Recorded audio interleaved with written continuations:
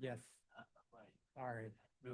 Like speed it up when you're just keeping that in mind. You got an executive session. Well, I was gonna have Warren do the gaveling or the agenda, but wants to move. Do what? I can hear you. Hey, Jen, do you think Warren's gonna be here in a minute? I'm on right now. Oh, is he participating via? Okay, all right, that's fine. Can you not hear me? Those fish aren't going to catch themselves. Right. Those fish aren't going to catch themselves. Can you guys not hear me? All right, let's call this meeting to order. This is a Doraville City Council meeting being held on November 12th, 2025 at 6 p.m. I'd like to just state that Doraville is proud to be a city of civility. While differences of opinion are natural, let us approach each other with open minds, speak with courtesy, and treat one another with dignity and respect. Respect is the foundation of good governance, and we thank you for upholding the spirit of civility with us. With that, I'd like to call the roll. Councilmember Simmons. Here. Councilmember Kuntz. Here. Councilmember Ray. Here. Councilmember Evans. Here. Councilmember Armistead. Councilmember Henshaw. Here. And Mayor Guyman, I'm here. We have a quorum. All right. I'd like to ask everyone in the room to please rise and join us for the Pledge of Allegiance. I pledge allegiance to the flag of the United States of America and to the republic for which it stands, one nation, under God, indivisible, with liberty and justice for all. All right. And Councilmember Simmons, would you like to make a motion to approve tonight's meeting agenda? Yes, thank you, Mayor. I'd like to make a motion to approve tonight's meeting agenda with moving item G and discussion items to right after public comment. Okay. And Council, I told him to do this because one of our speaker is got an engagement that she has to go to. So do we have a second? Any discussion? All in favor? Aye. Great. This meeting is approved. I'm going to come down. We have a very special Volunteers of the Year proclamation I'm about to receive.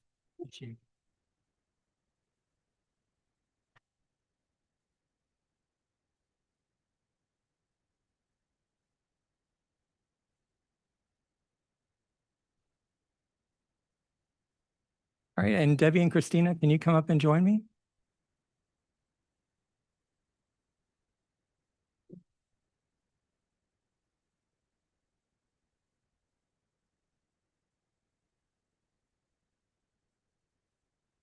All right, come right over here. So this is a proclamation honoring Christina Rodriguez and Debbie Love. Volunteers strengthen our neighborhoods, support our schools, uplift our seniors, protect our environment, advocate for those in need, and contribute to the overall health, safety, and vitality of the city of Doraville. Christina Rodriguez and Debbie Love exemplify these values through their outstanding dedication and commitment to the Doraville Parks and Recreation Department and the children and families we serve. Ms. Rodriguez, a Doraville native and former participant in our youth sports programs, continues the legacy of community involvement by serving as a dedicated parent and volunteer, nurturing the next generation of young athletes. Together, Ms. Rodriguez and Ms. Love have led the North DeKalb Chargers cheer program for several years and have played a vital role in recruiting youth for soccer, basketball, baseball, and other athletic programs, ensuring broad participation, positive experiences for Doraville youth. Beyond their leadership with the Chargers, Ms. Rodriguez and Ms. Love regularly volunteer at city events, including movie nights, trunk or treat, holiday celebrations, and other programs, often arriving early and staying late and supporting all activities with enthusiasm and a spirit of service. And I'm sure if you've gone to those events, you've seen them there. The city of Doraville proudly recognizes Ms. Rodriguez and Ms. Love for receiving the Georgia Recreation and Parks Association Volunteers of the Year Award for municipalities with a population of 10,000 to 20,000 an honor that reflects their exceptional service and dedication. So now, therefore, I, Joseph Geierman, Mayor of City of Doraville, Georgia, on behalf of the Doraville City Council, do hereby recognize and commend Christina Rodriguez and Debbie Love for their exemplary leadership, dedication, and service to the City of Doraville. It's my honor to give each of you, and I'll give you, and one to you, these proclamations. I think we'll take it.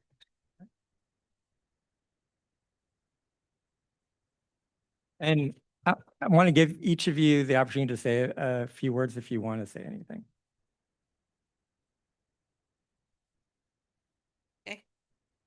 Just want to thank Ms. Kim and Crystal.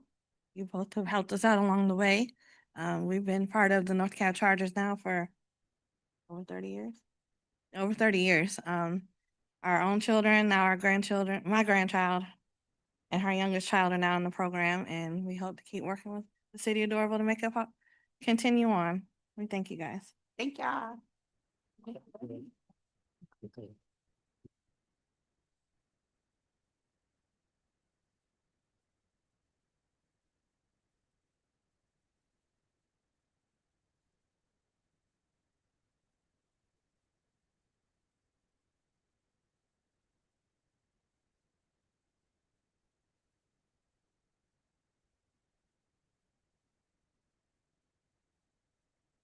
All right. Next on the agenda is public comment. I'd like to invite anyone wishing to make public comment to come up to the podium. You can have 3 minutes to speak about any topic that you like.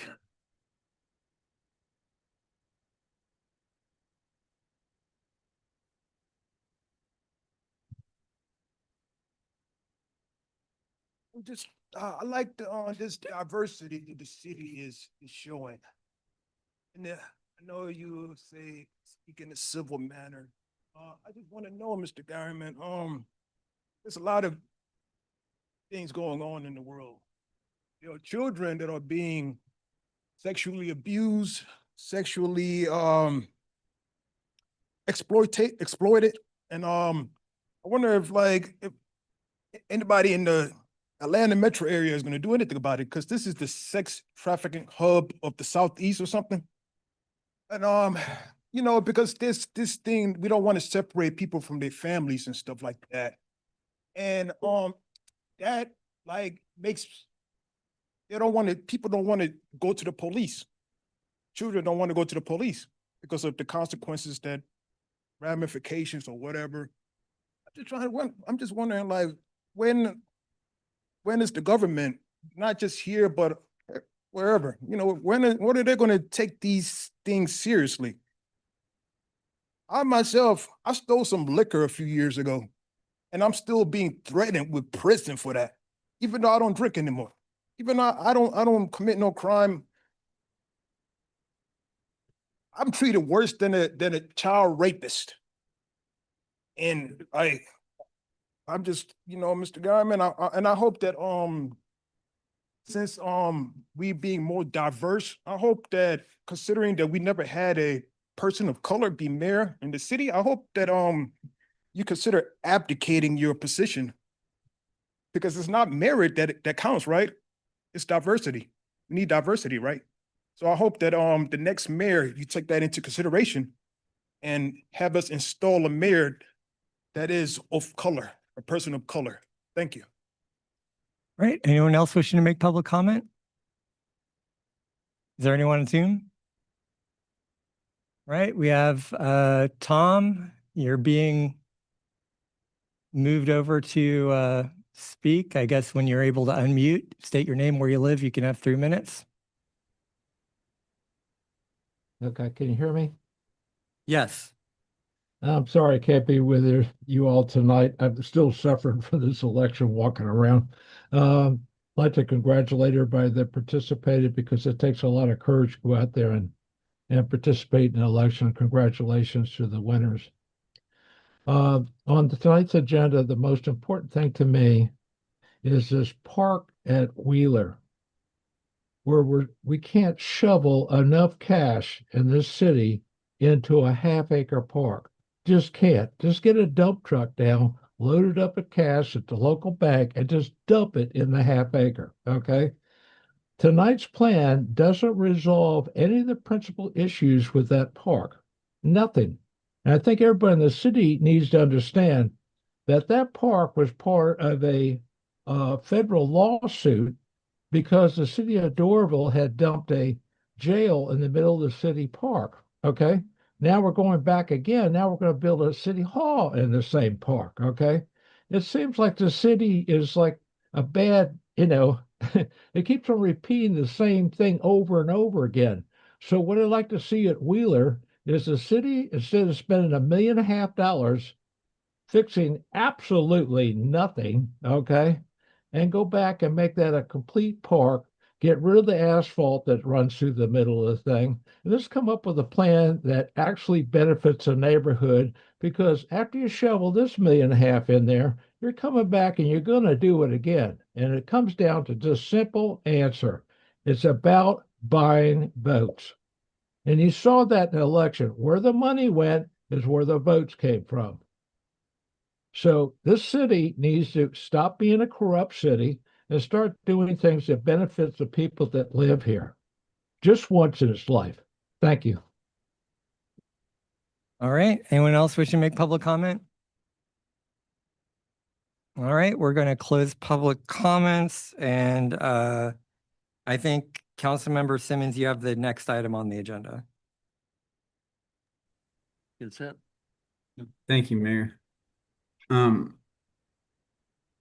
Sorry, are we good? Yeah, go ahead. All right, so anyway, I brought this item up for discussion to present. It was we're trying to do pet blessing boxes in Doraville, and this is something that Jen Simmons is going to come present to us about, where we want to partner with the city of Doraville on putting these boxes around the public areas to present free pet supplies and foods for people that need it around the area. It's at no cost to the city, but we want to, I was thinking we want Doraville to be the first city to start offering these around the metro Atlanta area. And I'll let Jen take it from here. Simmons, if you want to come up to the podium. Thank you. Hi, everyone. I'm Jen Simmons, Doraville resident of 18 years, wife to someone that we all know well and hopefully love, and mom to Cooper the Pit Bull, Hank Williams the Beagle, and Goldie the Super Mutt. And I'm here tonight to talk to y'all about an idea that for me is over 2 years in the making, starting from something I heard at the very first Healthy Pets Clinic that we hosted in Doraville in 2023. I was volunteering, I was walking through the crowd and just generally answering questions in Honeysuckle Park. And if y'all remember, by the barbecue grill, Lifeline had a tent set up to offer free pet food and free pet supplies. Well, one dog mom stopped me. She asked if they were offering dog food bowls because she explained that her dog and her cat shared a bowl and it was too small for her dog. She had a large dog. And I was kind of taken aback. It never occurred to me that someone that had 2 pets wouldn't have 2 feeding bowls. That wasn't my reality, but reality smacked me in the face that idea at that day, and an idea was born. And the idea is a little free pet pantry, and that's what I want to talk to y'all about tonight. Because it's not just the Doraville dog mom I met who's striving to do best by her pets. Across the country, there are an estimated 20 million pets living in homes that are struggling financially. And a survey last year showed that nearly half of pet owners say they've had to forego something their pet needed because of cost.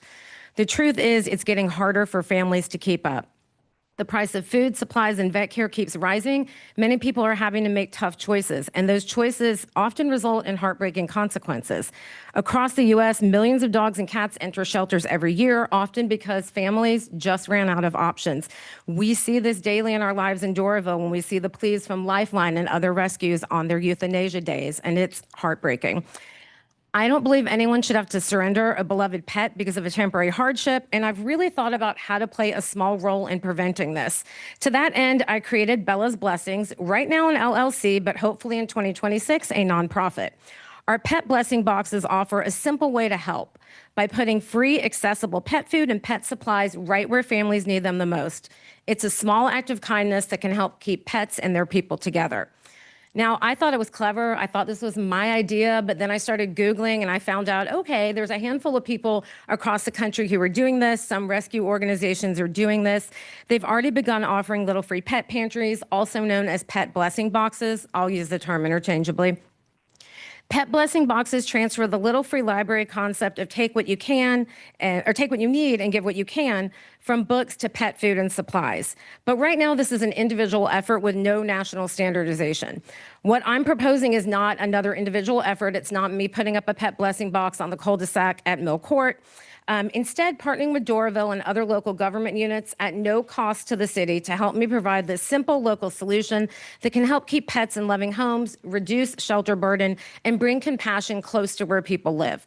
I hope one day to be nationwide. Right now, I'm starting small in Metro Atlanta, and I would love to start right here in Doraville. So why not put up a pet blessing box outside of my house on Mill Court? Well, partnering with local governments means that we are getting a natural partner in community care. Y'all already have trusted communication channels. You have the Doraville Dispatch. You have your social media. You have public meetings like this. You have direct engagement with residents at tons of events. You can help spread awareness quickly and effectively. By partnering with cities and counties, Bella's Blessings can reach farther and connect with more families who may benefit from a pet blessing box. Local government partnerships also open doors to safe, high-traffic public spaces like City Hall, libraries, and parks where residents are already gathering. Putting up a pet blessing box at my house is most likely only going to reach my immediate neighbors and folks happening to drive by for the day, and that's not much of a reach for all of Doraville. Now, part of Bella's Blessing Box, I'm going to roll that out there. Are you Shantae? Hi, Warren loves you. He speaks so highly of you, Shantae. Part of Bella's Blessing Box is the physical box with pet food and supplies. The other part is the resources that we promote on our website. Thank you, Shantae. As you can see, the Bella's Blessing Box sign has a scannable QR code on it. That goes to our website where people can find an online directory of free and low-cost vet clinics, pet food banks, and assistance programs located in the city that their blessing box is in. You're the best, Vanna White. Right now, that page is not live because we don't have our first location. But if Doraville's the first location, when we know it's going to happen, you go to the Bella's Blessing website, go to resources, choose Doraville from the drop-down menu, and local pet resources will appear on the page. Leadership at Lifeline loves this idea, and they said, yes, put us on the page. So they're just waiting for me to turn the page live. So there's a physical box that provides immediate need, and then the resources page on our website that can guide visitors to those longer-term needs. So hopefully y'all are on board to harness the power of local government and use it to kickstart a community-driven effort with Bella's Blessings. What is my ask? One, that y'all say, yes, we'd love to partner with Bella's Blessings for a blessing box right here in Doraville, maybe more than one, maybe one at each of our parks or other high traffic areas that you identify. What I am not asking for, again, is funding. Bella's Blessings is currently a self-funded LLC. We are not yet a registered nonprofit. We will cover the cost of the blessing boxes. If, say, we want to do 5 or 6 of these and you want to do something, y'all are welcome to, we have an instructive supply list. You can go to Home Depot and buy the supplies. I'll pass them off to our construction partner, but otherwise we're not accepting donations. All labor is generously donated by our construction partner, 2M Construction, an Atlanta-based general contractor committed to giving back to the community and already very active in pet welfare causes in Atlanta. We also ask that you identify a community organization to steward and kind of be the co-guardian of the box. Stewards will help maintain, promote, and personalize the box. Community partners could be a scout troop. It could be Doraville Seniors. I see Mary. Could be the library, another youth organization, even DART, who I think would do an incredible job of painting this box. See, we provide a white PVC box. The local community brings it to life. It's intentionally plain. Every Bella's Blessing box should reflect the unique spirit of its neighborhood, and that's why you see the super plain white box. It is primed and it is ready for a special Doraville touch. What else is needed? The steward organization or you all through the Doraville Dispatch and social media can ask for donations to seed the box, or I can do that working with local organizations like pet pantries. After this initial seeding or stocking of the box, we hope neighbors would continue the effort. I'll also check in with the steward to note if that's being done or if I need to work with local organizations to restock the box. Finally, what I would love is a big ribbon cutting ceremony or some kind of ceremony that's promoted to the community, a big welcoming for this resource so that those that need to take what they need know that it's there, and those that can give what they can know that it's here and they're excited about it. I want to mention too, because you might be asking yourself, how does this fit in with existing large-scale pet pantries? So Little Free Pet Pantries are a complement to those existing large-scale pet pantries. They add an increasing access between scheduled pantry events. I think I can best illustrate the gap that they fill if I tell you quickly about two pet food banks you've probably heard of. Paws Atlanta is open 7 days a week. It's available to pet parents on a walk-in basis. It's an awesome service. Pet parents can get pet food there, but not supplies. However, it's in Decatur. That's great if you live in Decatur or you can otherwise access the location, but access is a huge barrier for some people. We know that to be true in Doraville. Our 2021 city mobility plan states that data on income suggests Doraville has a significant share of its households without access to vehicles. Also, Paws Food Bank requires a photo ID. A Little Free Pet Pantry, what I'm proposing, allows pet parents to anonymously take what they need, no registration, no questions asked, no ID, and that is increasingly important nowadays. Another pet pantry is the Pet Food Bank right down the street from us on Shanley Dunwoody at DeKalb County Animal Services. Free pet food is offered on the fourth Friday of the month, which is amazing. But again, if someone doesn't have a ride secured for that one day of the month that they have the pet pantry, they're out of luck. Or if they run out of pet food before that one day of the month, then they're out of luck. I think I'm out of luck because y'all are probably in luck because I lost the last page of my speech. I hope though that has shown y'all the importance of a pet blessing box and how we can really come together as a community. And this is a free resource. I am donating it for free. I just want to start a movement across the nation, and I want to start it here. And y'all are already leaders in humane education and animal welfare by hosting Healthy Pets year after year here and by passing recent animal welfare ordinances. But now imagine a Doraville, like where every trip to the library, every walk to a park is a reminder that we care about pets and people alike. That's what I envision. So I hope you will say yes to Bella's blessings. Y'all are so lucky I lost the last page of my speech and don't have it memorized, but thank you for your time. I appreciate it. Well, we'll see what questions the council have. I guess I have just a couple of questions. I guess at first I was thinking this was maybe like kind of broad pet supplies, but is it more like food or what are you envisioning? Supplies, so not medication because we don't want medication. Not open food because of bacteria, but closed bags of pet food, canned pet food, leashes, pet food bowls. I'm sure it's fine if it's used because someone can take it home and wash it. And if they need it, they really need it. Blankets, probably gently used, not chewed toys. And there can be on the inside of the box, like a list. But I have it on the website. It's pet food and supplies. I guess on the pet food side, I know some things could be canned. I guess I'd be a little bit concerned about raccoons or, whatever with bags of food. Now, I've done my research and I've talked to other people that have pet pantries. I never asked them about that. I asked them more about theft. Well, just like looking at it looks like a fairly easy door to open. So I could see. It's got magnetic catches.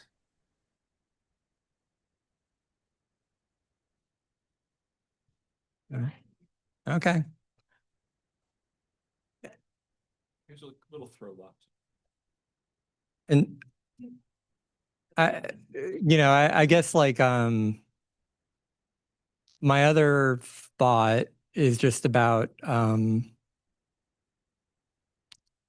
say someone donates some food that isn't good or that makes the dog really sick or even really where's the liability fall with it?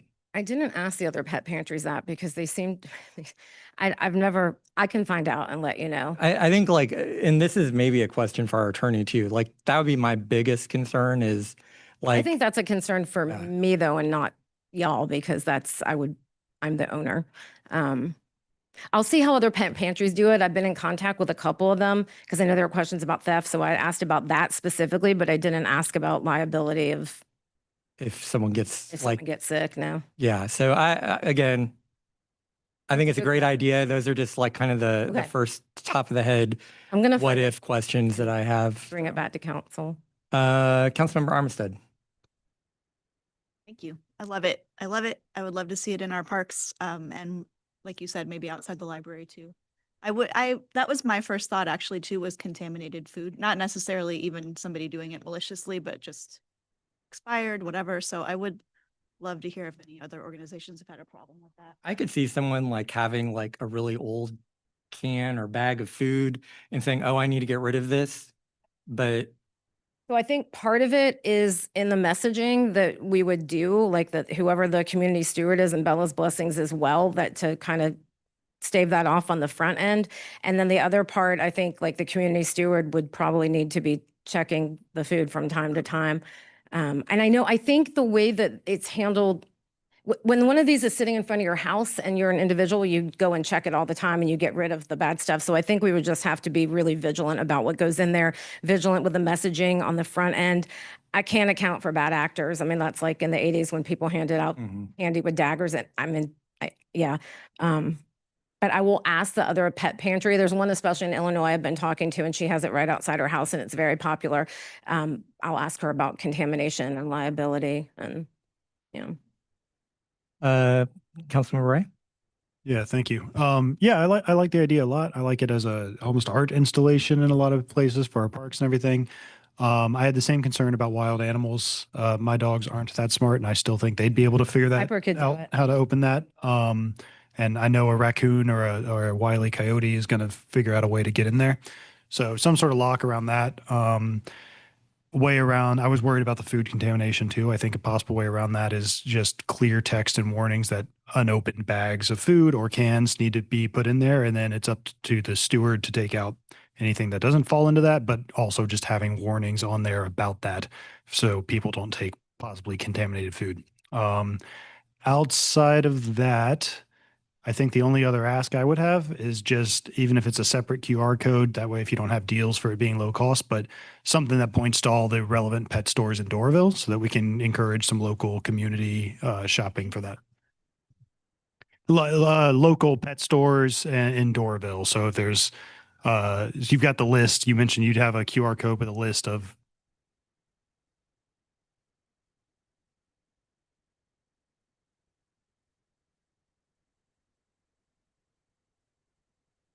No, I'm saying you could list the paw stand, you could list close vets. I understand the people pulling from the box aren't necessarily going to be the ones going there, but it's a place of, so if I'm walking by and it's like, oh, would be great to replenish. Where can I go to get food? Having a list of nearby stores or something. It would not be a requirement from my end. I'm just throwing it out there as a way to kind of encourage traffic to local businesses as well. Because you're making me think it's not just resources for the people that are taking, it's resources for the donors too, and it involves the local community. That's good. All right, Councilmember Henshaw. Yeah, I like it as well. We have 2 dog parks here. I don't know if maybe people that are taking their dogs to the dog parks aren't the ones who are necessarily struggling for dog food. I don't know. My dog only eats literally quarter cup of food a day, so it doesn't take much to feed him. I do like it a lot. Potentially you could, depending on where it's located, you could add a small solar powered puck light to it. Oh, sorry. Yeah. The construction partner has not gotten around to adding. We have it at home. It is charged and that person is going to put it in the box. You're exactly right. So this is functional dusk to dawn. We have that. Okay. And it lights up the whole box. Sorry, our construction partner did not have that ready in time. I would fire them. He Unless needs their to name's be Warren, in fired. which case you probably should keep them around. But no, generally I really like it. And I'm just echoing the other comments of just making sure that it's a warning label of please check the food if you're taking it, and for Yeah, the people that's who are, just to make sure that nobody gets hurt. And I'm not going to ask Cecil now, but for us to look into it, if it's on city property, is the city at all liable as a silent partner, just to make sure? 'Cause I know you say that, this is your nonprofit, but location matters. So just to make sure. Blair, don't go by me. Yeah, Just play one on TV. We'll put Cecil on that. But I do like it very, very much. And I love the idea of it also being painted by local pets and or kids or people. So Yeah. hopefully pets with their little paw prints on. We adorable. Oh. That's it. Thank you. Councilmember Evans. No, it's a great idea. I love it. And thank you for choosing us to partner with First. To echo everyone else's comments, I don't really have much to add. I think you touched on it as far as maintaining and stocking. That would be on a community partner, but have you kind of identified? I don't know if it's you or. It's for y'all to identify in this model that I've come up with. But also I'm available. I have a lot of outreach to rescue. I can get this thing stocked if we need it stocked, but I also want to give responsibility because my vision is once I go nationwide, I don't have the same outreach with pet pantries in other cities. I don't have those kind of connections. But for Doraville, for special Doraville, I can keep this stocked. But I think if somebody wants to do it like as a service project, like Scouts or something like that, it makes sense. I know the community partnership makes sense to me, because if I have 50 of these boxes nationwide, I can only keep up in Doraville really, or Metro Atlanta. I like the idea if it legally can be near Yeah. the dog park at Honeysuckle. And I know we have the planter boxes that have different. Yes, and so that yep. can kind of play along with that. Yep, folks do that. Yeah, we can mount this on a 2x2 pressure treated wood and we can stick it in a planter, but however, whatever folks come up with, lots of creativity to it. Thank you. Councilmember Koontz. No, they touched on all my concerns. I mean, I was involved with Church of the New Covenant. We took food donations, and I was always shocked by even the members of the church would bring in food that was like 5 years out of date. And it's like, it's like, well, and all these donation sites will tell you that people bring like their trash to Goodwill. Like, just throw the stuff anyway.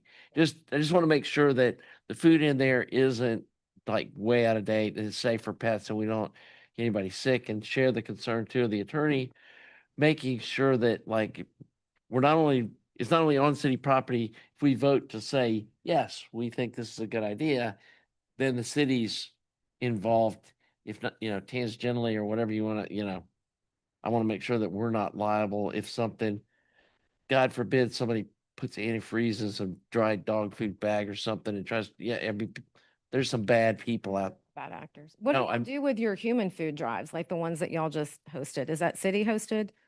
The human? Yeah, food- but it's all like, I think they were partnering with another organization usually. Anyway, I love the idea. I think it's cool.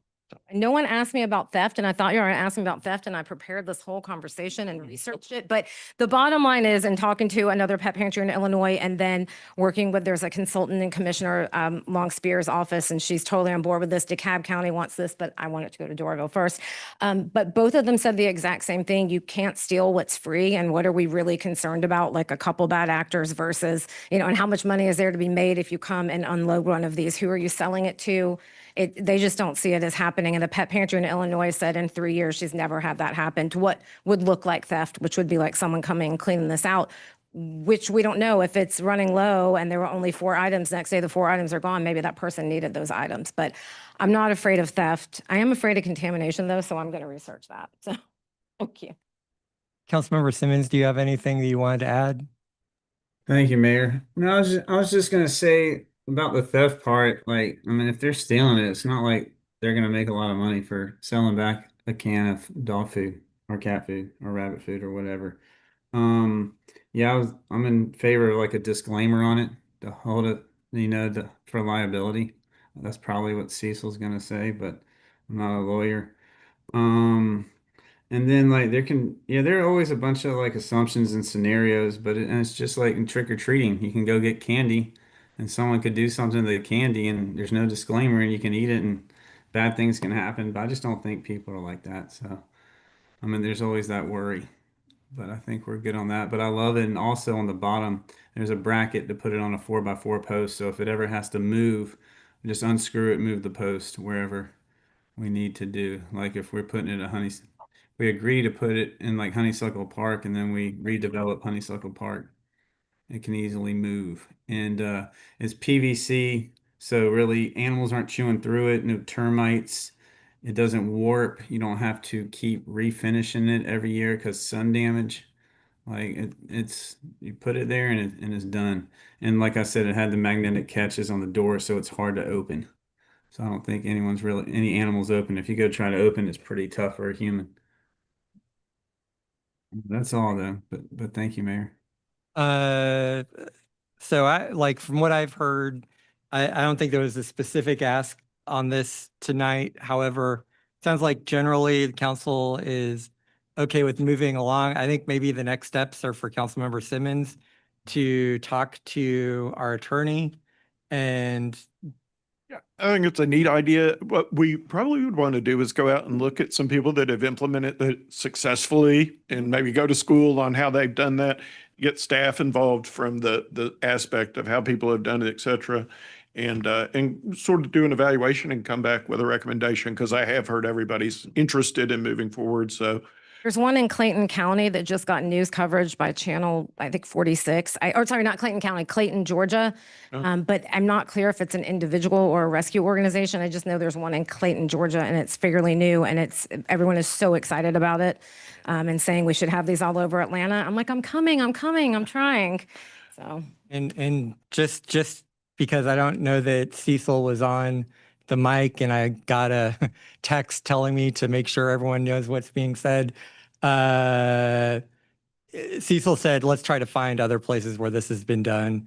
Look for those examples. I think particularly if there are any local governments that we can find, but we can get staff to sort Yeah. of look at it and come back with a evaluation and come in and talk and say, here would be So- sort of how we would roll it out. so I think there's consensus to have staff move forward in working on this. Okay. And, I guess Councilmember Sims, I would also say, I think the community partner idea is a good one, but I also think that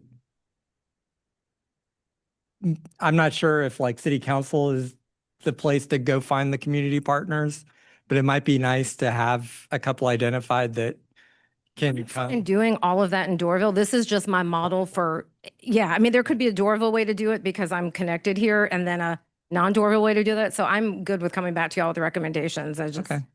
If I'm in Boise, Idaho, I wouldn't know who to recommend. I'd rely on their city government to figure it out, but okay. All right. But So I think we've got a plan forward. Jen, thank you for coming and presenting to us. Appreciate it. Thank you, Vanna. Yes. Thank you, Shantae. All right. Next on the agenda is a consent agenda. Do you have a motion regarding the consent agenda? I make a Councilmember motion Evans? to approve the consent agenda as is. Okay, I was wondering about that. Do you have a second? Second. Any discussion? All in favor? Aye. All right, motion passes.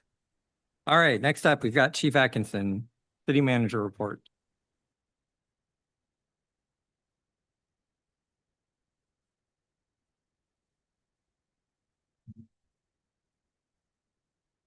Good evening, Mayor and Council. Try to make this fairly quick. Just wanted to give an update on the city center update. Now that the demo portion is complete, we are at a stage now where it's necessary to do an advanced geotechnical review, which means we'll be doing some soil borings so that we can see what the soil looks like under the ground. We weren't able to do that initially. We've done initial soil samples. We weren't able to do that initially because the police department was standing. But now that the police department has come down, we're able to do that, and that kicked off this week. So that's being done now. We're also looking at all of the stormwater and sewer lines to make sure that we know where all the lines are. We definitely don't want to hit any lines. That wouldn't be a good thing. So we're working through that. Just to let you know that our land disturbance permit application has been filed, it's been submitted, and we're moving through that process to get that permit issued. Want to report that Councilmember Evans put us in contact with Commissioner's office at DeKalb County, and we'll be doing a turkey giveaway here in council chambers on November 22nd for the seniors. It will run from 10:30, 11 to 12:30 on that Saturday. Open enrollment has come and gone for the next year, no hiccups, which is good. And China and our finance department is still working with the audit. Emily is still working on the design of the printed newsletter, as I reported last month. We'll be putting that out quarterly. Hopefully, the first of those newsletters will go out the first week of January. And we'll have holiday cards sent out soon. They're being prepped now. Talked to Austin. Applications and permits have been filed for a new senior housing development called Edmond on South Old Peachtree, right off of New Peachtree Road. Plans call for 68 units to be built on the site of the old Cobalt Cars business. And it's that lot right next to the driveway that goes down to the MARTA substation, if you're familiar with that area.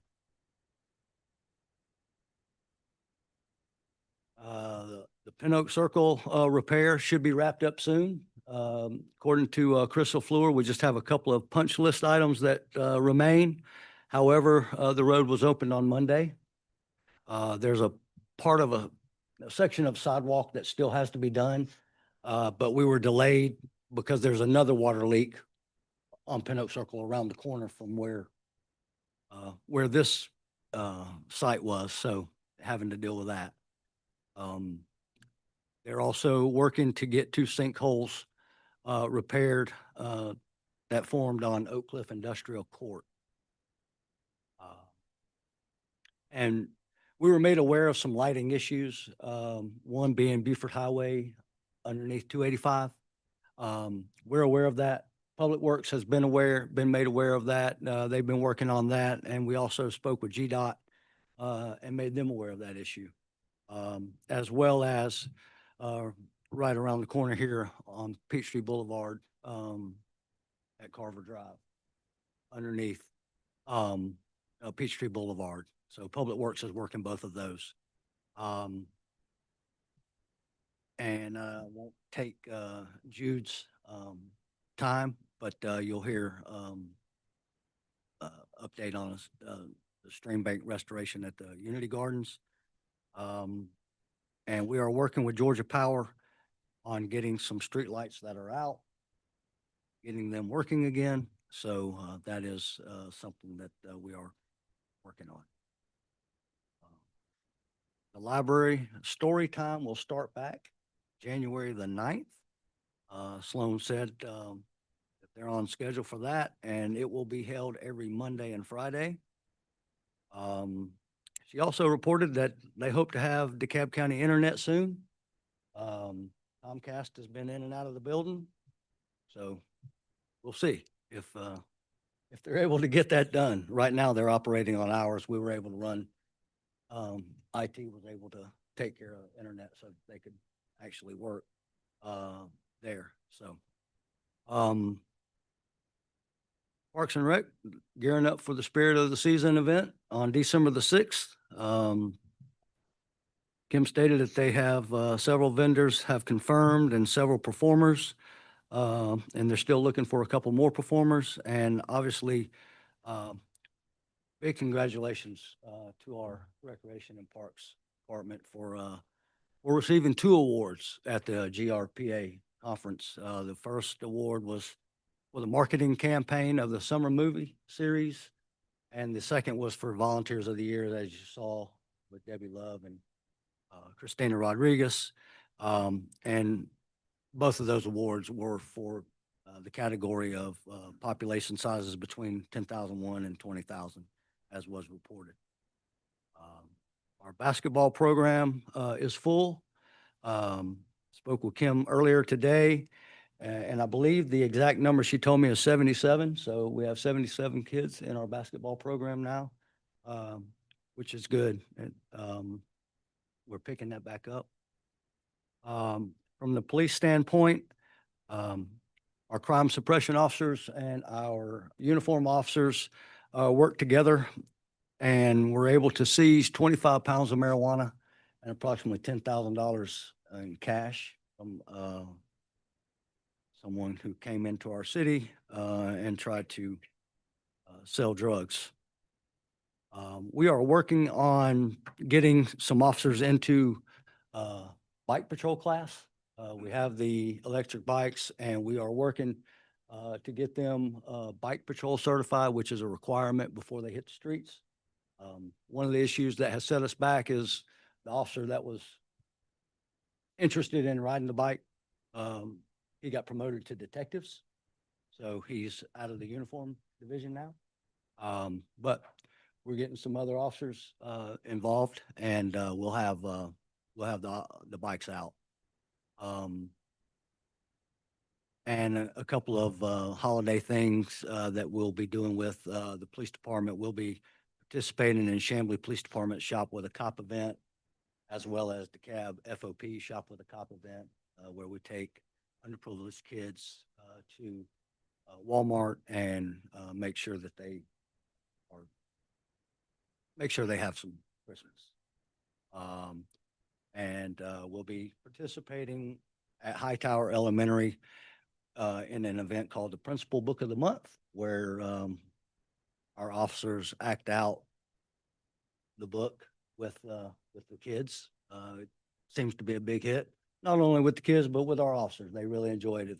If they wanted to tell you the truth, they really enjoy being there. So that's a good thing, and that's coming up on the 21st, I believe, at Hightower. That's it. Update. Any questions? Sorry, Chief. We'll see what questions council has. Just on the bikes, what do you think the timeline is for getting those officers trained? Captain Hudgens has been working with a trainer in Alabama. So we're trying to see if he's going to come over here or if we're going to have to send over there. So I can have you an update. It's probably a few months out at least. Yes. Okay. I would think so. Yes. Okay. All right. Councilmember Simmons, do you have any questions for the chief? Thank you, Mayor. No, that was my one question about the e-bikes. I've been getting a lot of questions about when that's rolling out, so thank you. All right. Thank you, Councilmember Kuntz. No questions. Thank you, Councilmember Ray. Yeah, thank you. Thank you for the report. Couple questions. I saw in the report, Assembly still working with Keck and Wood to get that connection from New Peachtree down to Motors. Any update on the status of that right now?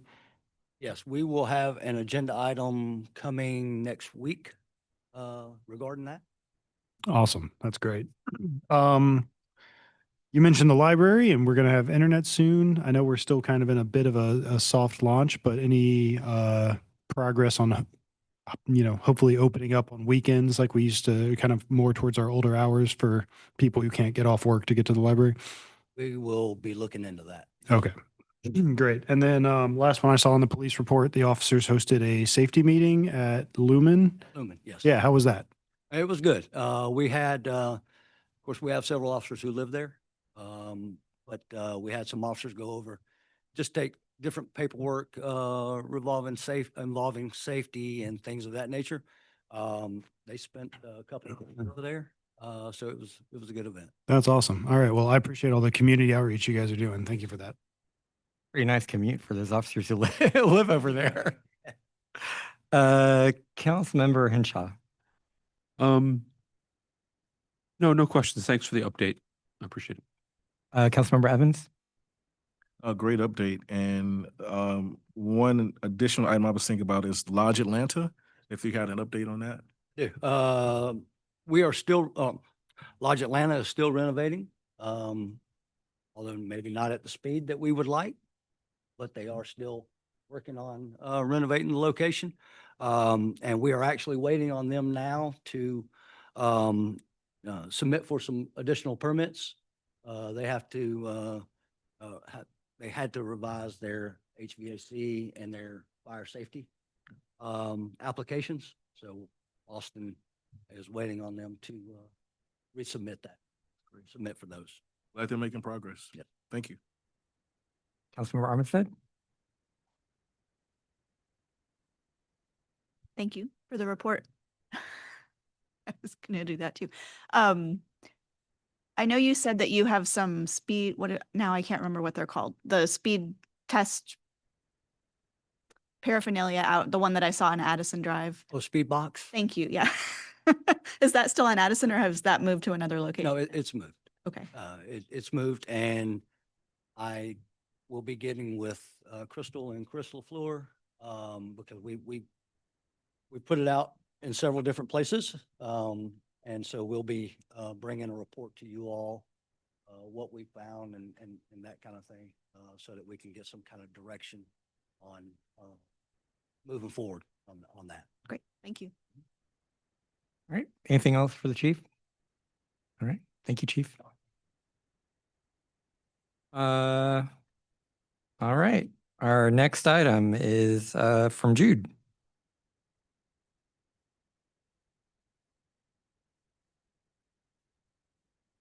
Hello.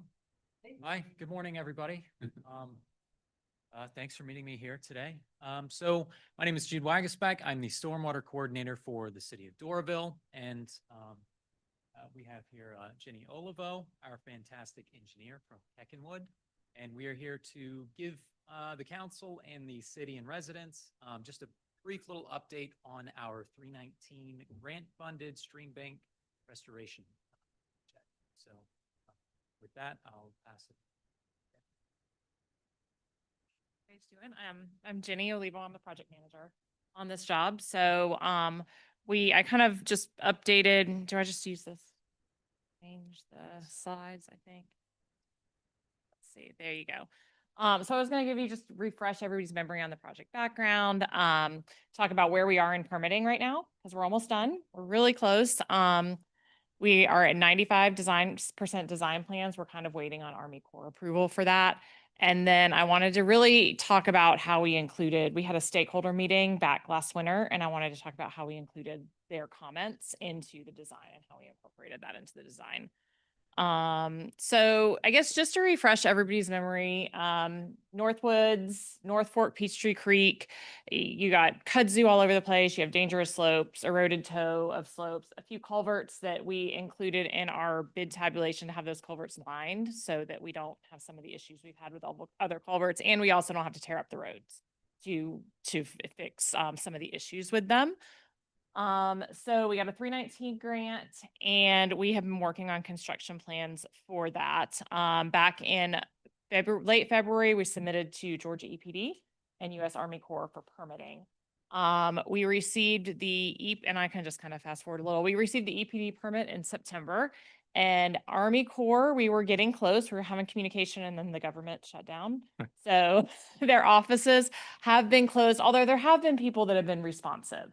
So our environmental consultant's been in touch with a few people from the Corps, and we feel pretty confident that when it gets reopened, we'll at least get their approval. Because once we get approval, we can go ahead and get to finalizing these plans, putting them out to bid, as long as we know that the official permit is coming. So the goals of the project was just to restore the stream bank. We're going to lay back the slopes, remove all the invasives, make it pretty, do some sidewalks and add some landscaping. So kind of that's our schedule. It's really hard to see, I'm sorry, but we are kind of where that red box is now. We're in Army Corps permitting. As soon as they say yes, whether or not we have the official paperwork or not, we will move into procuring a contractor for bidding. We're at that point. We've also are submitting to get an official LDP so we can get a water line tap from DeKalb County. We need the LDP to get the water tap, because that's part of one of the things we're adding. Okay, so here's where we are. I kind of ran through this already.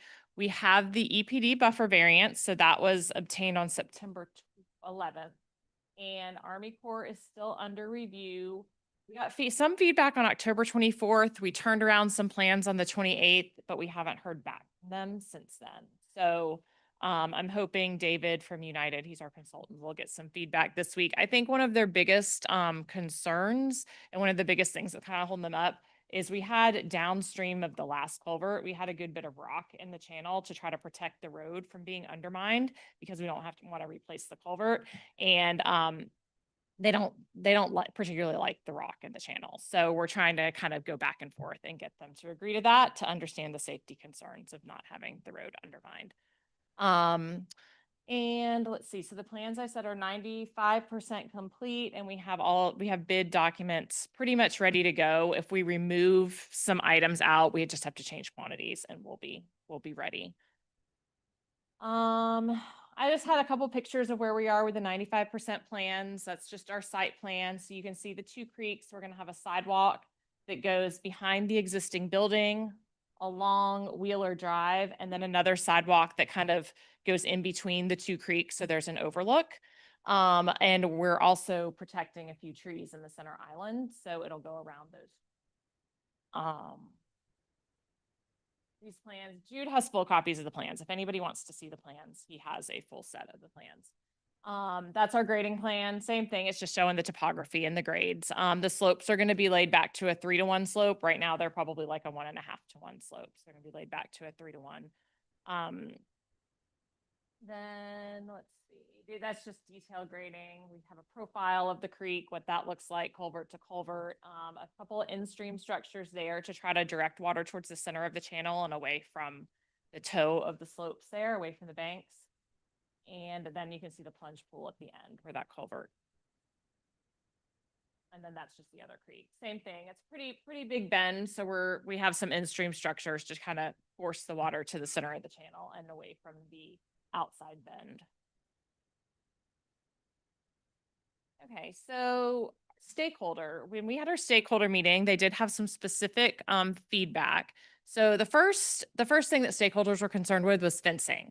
So they just didn't want to make sure, we weren't going to have black aluminum fencing, that it was going to look nice. They really didn't want fencing to begin with, but because we have 3-to-1 slopes and we're thinking about pedestrian safety, we might have kids out there, that kind of thing. We felt like around the sidewalks, it was warranted to have fencing where it was close to the slopes. So on that plan you see there or over there, the highlighted yellow highlight is where we have fencing. There's kind of an overlook area where the sidewalk kind of curves around and you have another little island. There's a bench there, there's an overlook area, and we're going to have a lawn area there. So if somebody wants to go out and sit and have lunch or have a picnic or just kind of overlook the newly like beautiful stream, they can sit there and they can do that. The fencing is going to be a wood fence. It's 42 inches high. So there's a detail of it on the bottom. If you want to look at the plans, it's on the plans as well, just a wood slat fence. And then we've also, like I said, located a break in the fence so that if someone does want to go just overlook the stream bank, they can do that. So another thing that came out of the community meeting was access and certain amenities. So there was the request for places in the design where somebody can sit. They were requests for just seating areas. So we have the yellow highlight you see on that plan over there is a bench, like just a seated bench wall, kind of built-in bench. And then the green area is the lawn area. So if they want to go out and sit and have a picnic on the lawn, that's an area that they can do that. I will say there's also some lawn space probably on the south side of that sidewalk also that I'm going to look at with our landscape architect and see if maybe we can get a little bit more of just green space that somebody could, get a little bit closer to the creek. One request was made that we kind of handled with the lawn area, but we didn't handle fully, was a request to have access straight down to the creek. And due to the amount of money and how much landscaping and things, we want to protect the creek as much as possible. So that was not ideal to have a pathway down to the creek. And the other issue there was ADA access. So if you have a public path down to somewhere, you have to provide, ADA access, and we couldn't do that with the slope. So that we didn't meet, but we tried to meet the intent of that request with providing that the seat wall and providing a lawn space. Let's see. I'm sorry, I'm looking at this one, not that one. I'm in a weird spot. The glasses, no glasses. It's just kind of a weird thing. But so the other one of the other things they requested was to preserve the existing trees. There's probably 12 to 15 trees, Atlanta trees, that have been planted by the residents out there. They really wanted those preserved. So what you see on the screen is the demolition plan. And on that plan, we have a really large note for the contractor that says these trees are to be relocated and that they need to have a pre-construction meeting so we can flag the trees to be relocated and they can take care when they are removing them and relocating them. So, so we have incorporated, we went out there with our survey equipment and located all the trees. So they're shown on our demolition plan, huge note, contractor needs to relocate those. And then the other concern with those was there was 3 pine trees right around the sidewalk. And so we don't have any grading in that area. All we have is the path around those. So those are to be saved as well. And let's see. So other requests that we're still looking at, just because they're not fully designed yet, is signage. So we are required to have signage. We currently have given the University of Georgia, it's a project that's out there for one of their students, design students, to design the sign for us. So we're trying to get a little bit of, a little bit of help from them, help the university. And so we've given them information to include on the sign. And one of those pieces of information is something just referencing that the Northwood community, the Northwoods community, helped push this project along, or something to those lines. So once we get the first draft back, we'll send it over and let, everybody kind of look at that and add what they want to that sign. But it's going to be in the style that you see there. That's not going to be the sign, but it's in that style. So we're coordinating that with UGA, and we're going to review the comments. We'll send them over, get feedback on that sign, because I know that's important. The other request is fruit-bearing plants added to the planting plan. Someone requested that, edible plants were added to our planting plan. Currently, we only have plants that are typically used, just native plants for stream bank stabilization. Our landscape architect is looking at places maybe outside of the stabilization area, maybe around the sidewalks or something, that we could plant some, blueberries or something like that, to looking at how a way we could incorporate that request. And that's where we're at. So if you guys have any questions, I'm here.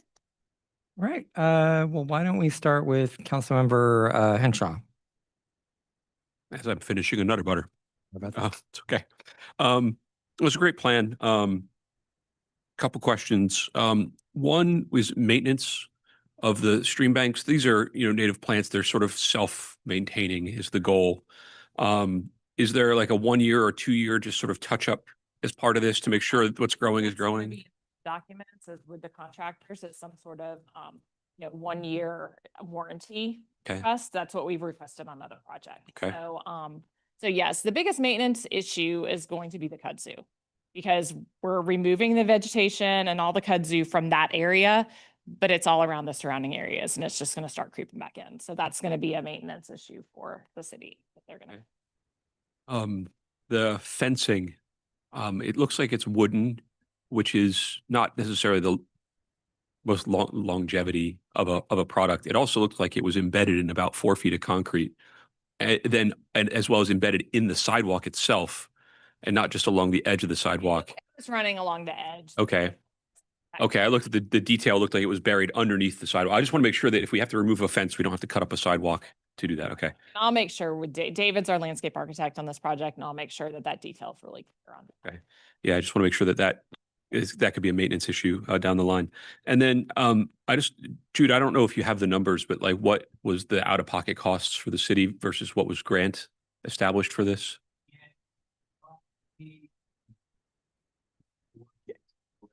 Can you speak into the mic? Yeah, the cost was roughly a 60-40 split. I think maybe 56, 44, with the city providing 56% and then 44% coming from the EPA. But I'll have to double check those numbers, but I think that was about right. Okay. And then, back over, the lining, the pipe lining, is that similar to the way they reline the other pipes with like a chemically spray and it chemically hardens? Yeah. Cured in place. Okay.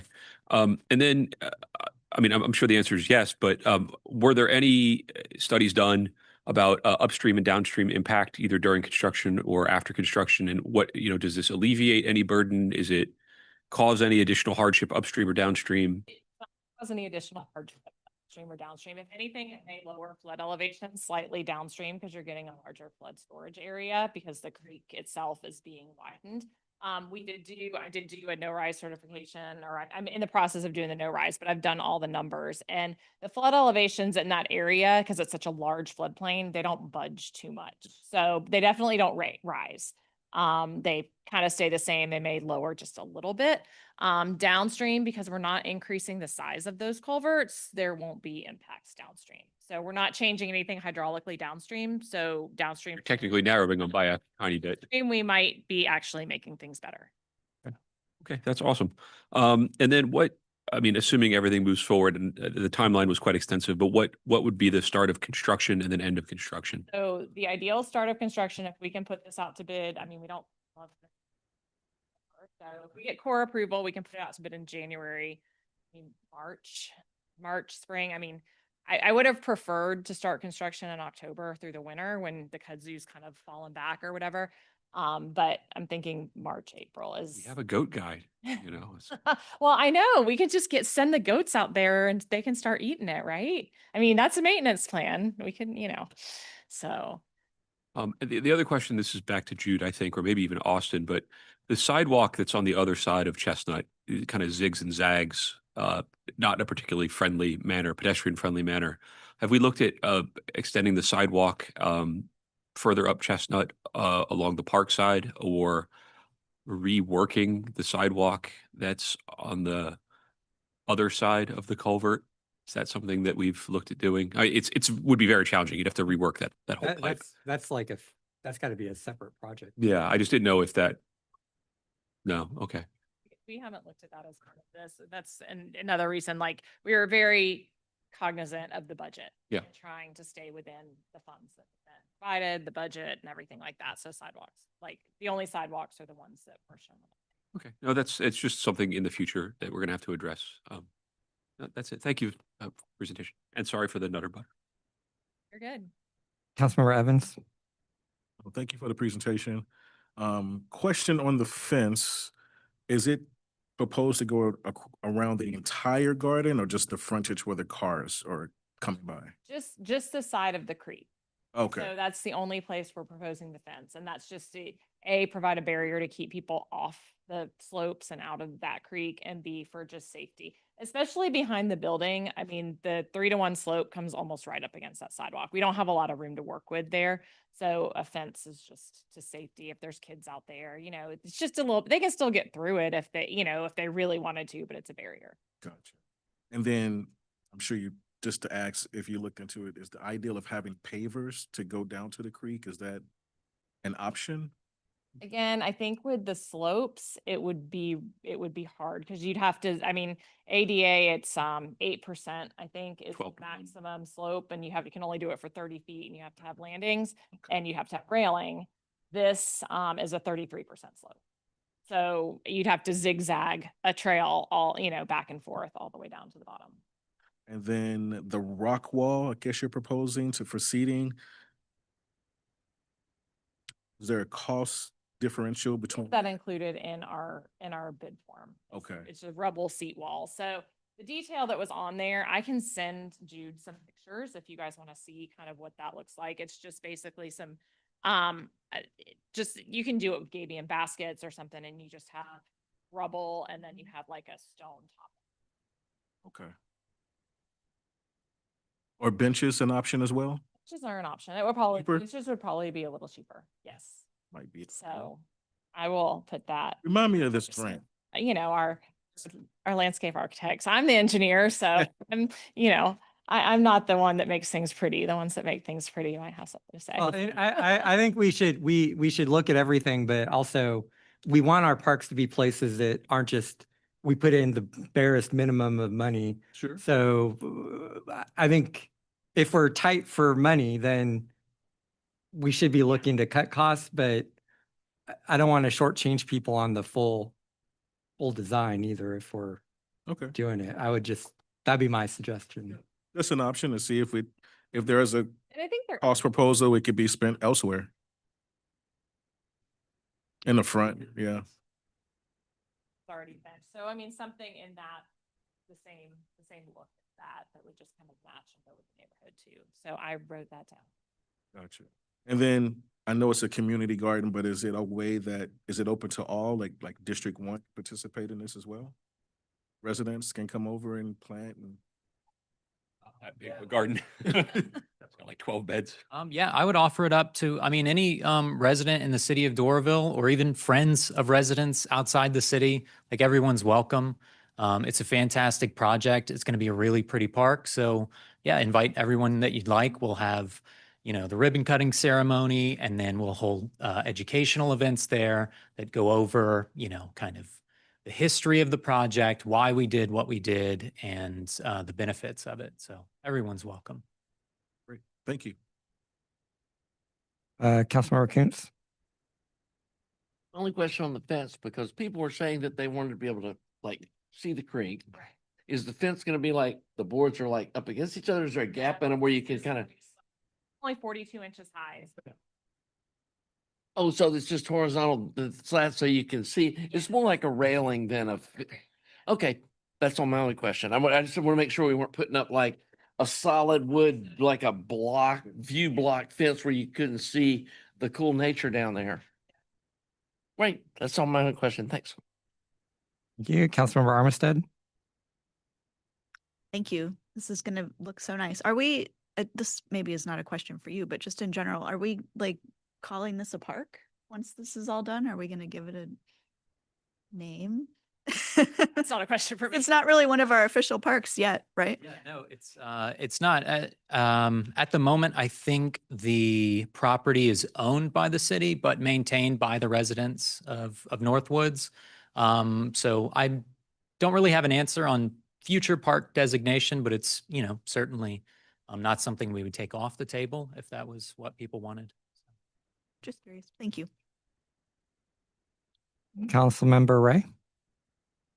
Yeah, thank you. And you guys covered most of it. I would say, excuse me, if we're going to be relocating trees, I think it would be great. I've gotten a few complaints from some residents in that area of drivers speeding down Chestnut quite often. So if we're relocating trees, if we can get those kind of located near or along Chestnut to help limit sight lines and hopefully slow down drivers psychologically. I don't think it'll fully solve the problem, but every little step in that direction would help. And if we're having to move some plants around, that seems like a good opportunity to do that. So if you could at least have the landscape architect look into that, I think that would be great.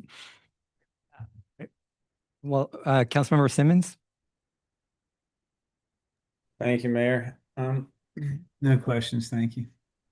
All right. Thank you. Councilmember Henshaw. I do know that, and I think I sent you pictures. We do have river otters that live in that creek. So It's going to be reflected on the site. that's awesome. We've taken that into account. My wife would be mad if I didn't bring that up. So, all right, thanks. Anything else? Councilmember Kuntz. I would just caution that, because we just saw, I think it was the city of Milton, where the city installed something near the right of way and a car hit it and the person ended up getting killed or something and then the city got sued. We need to be careful about putting things. I mean, I understand the point about the sidelines, but putting like a big pine tree right next to the road is probably not good for public safety. Just, that's my only comment on that. We don't want to get sued over it. All right. Thank you very much. Great update. Awesome. Thank you, guys. All right.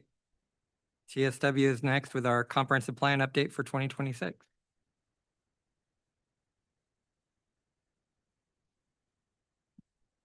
We should have figured this out beforehand, but yes, so tonight this is the first public hearing for our comprehensive plan update.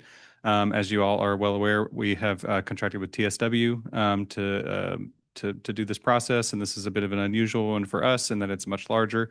But Anna here will go into that. This is Anna Baggett. She's one of the project managers with TSW for this, and she's going to be taking the lead on the presentation here. Test out this clicker real quick. Okay, got it. So good evening, everyone. Thank you so much for having me. Again, I'm Anna Baggett. I'm going to be the project manager on the Doraville Comprehensive Plan, what we are affectionately calling DoraVision right now. So looking forward to hearing your feedback. And I will start by saying this is the official public hearing to formally kick off this process. So I'm going to go over some team introductions, give an overview of the project, and really talk about community engagement since that's really critical to this process, as well as go over some next steps. So we're working closely with city staff on this, and TSW is leading the consultant team, but we've got a great team behind us In addition to the comprehensive planning process itself, we are also undergoing the Recreation and Parks Master Plan update. So we're working with Perez Planning and Design on that front. We are also doing a stormwater assessment of the recently annexed land in the city. And HAF is a great engineering firm that will be helping us with that. And then we'll also be working with Patnod Consulting. Dr. Patnod is a housing expert, and we realize this is a big priority for the city. So we wanted to have an expert on our team to really look into those issues. So now I'll go into the project overview and how we are structuring this. Ultimately, this process is being led by the comprehensive plan. And so if somebody doesn't know what a comprehensive plan is, it's a really important policy document that guides future land use development decisions. So for instance, if you have a rezoning, you're going to be looking at your comprehensive plan to give you guidance on those decisions. While that is the heart of the plan, there are different elements like transportation, housing, infrastructure that can be included in this plan. And it generally, in just kind of general terms, it sets the long-term vision for the city. So it's kind of a 20-year document. So some of our project goals are really to meet and exceed the state of Georgia requirements. So for comprehensive plans, they are required to be updated every 5 years. And so your last plan was kind of a light update. And so this will be kind of a full redo of your comprehensive plan. So we really want to not only meet those requirements from the state, but exceed. Something different about this comprehensive planning process than typical ones is that we're really focusing on integrating other aspects of our other processes within this one.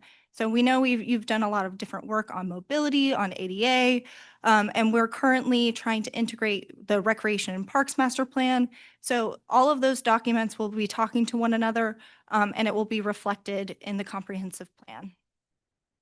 And so that is ultimately to build something that is truly comprehensive, because a lot of these times plans exist in silos and maybe are not as consistent as they should be. Another big goal of this project is to really engage the community with efficiency and creativity. So we've broken the project down into 4 separate phases. The first being, laying those project foundations and assessing the community, establishing some existing conditions. Then we'll dive into kind of creating that initial vision through a land use approach in our community agenda, really setting the vision for the city of Doraville. And then the third phase will be focusing on implementation. And so this is a really critical piece of the process where we're going to make sure we're coming together across different plans, particularly with the Recreation and Parks Master Plan, to make sure that implementation is kind of aligned and making sure that the comprehensive plan is reflecting all of those projects that are coming out of these other processes. And then fourth, but not least, is finalizing the comprehensive plan, checking in with the community, making sure that this document is really reflecting the true vision of the city, and that we are meeting all of the DCA standards. So this is an overall schedule of how those 4 phases are broken down. Again, this is being largely organized by the comprehensive plan. But you can kind of see on the screen, we have those other pieces playing a role in those 4 distinct phases.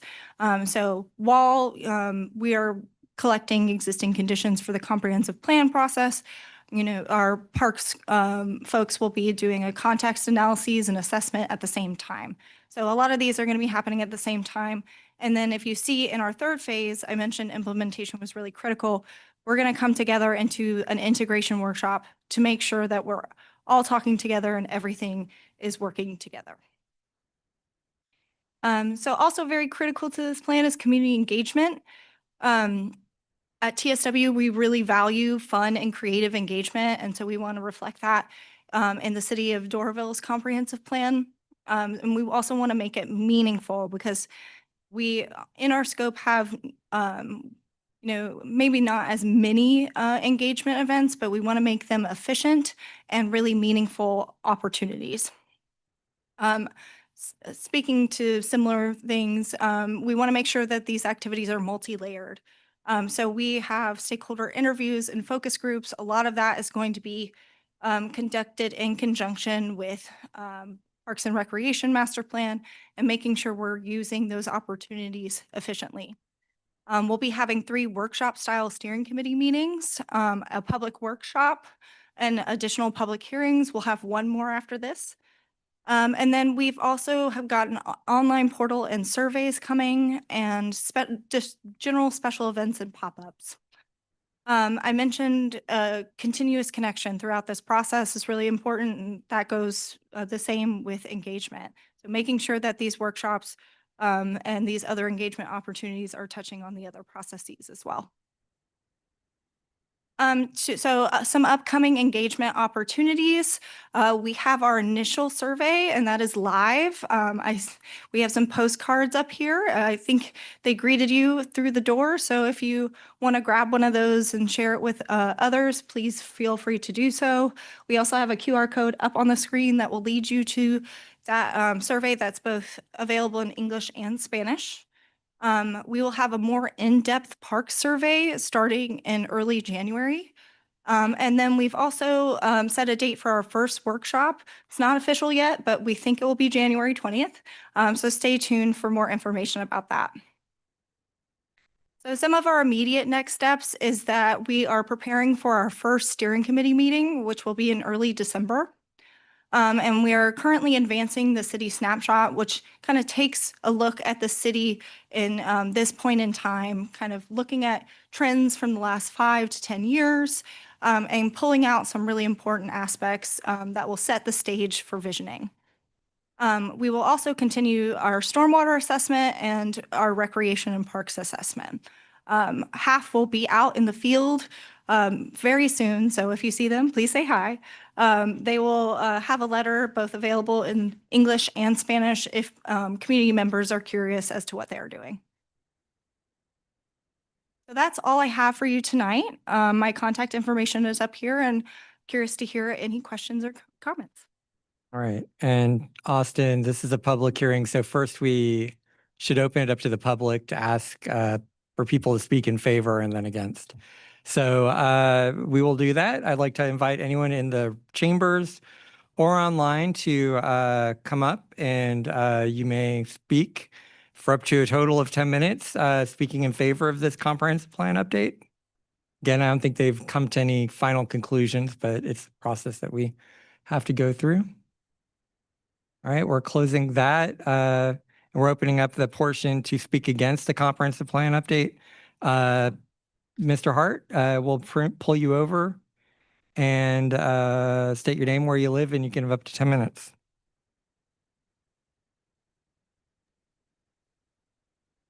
Okay. Hello?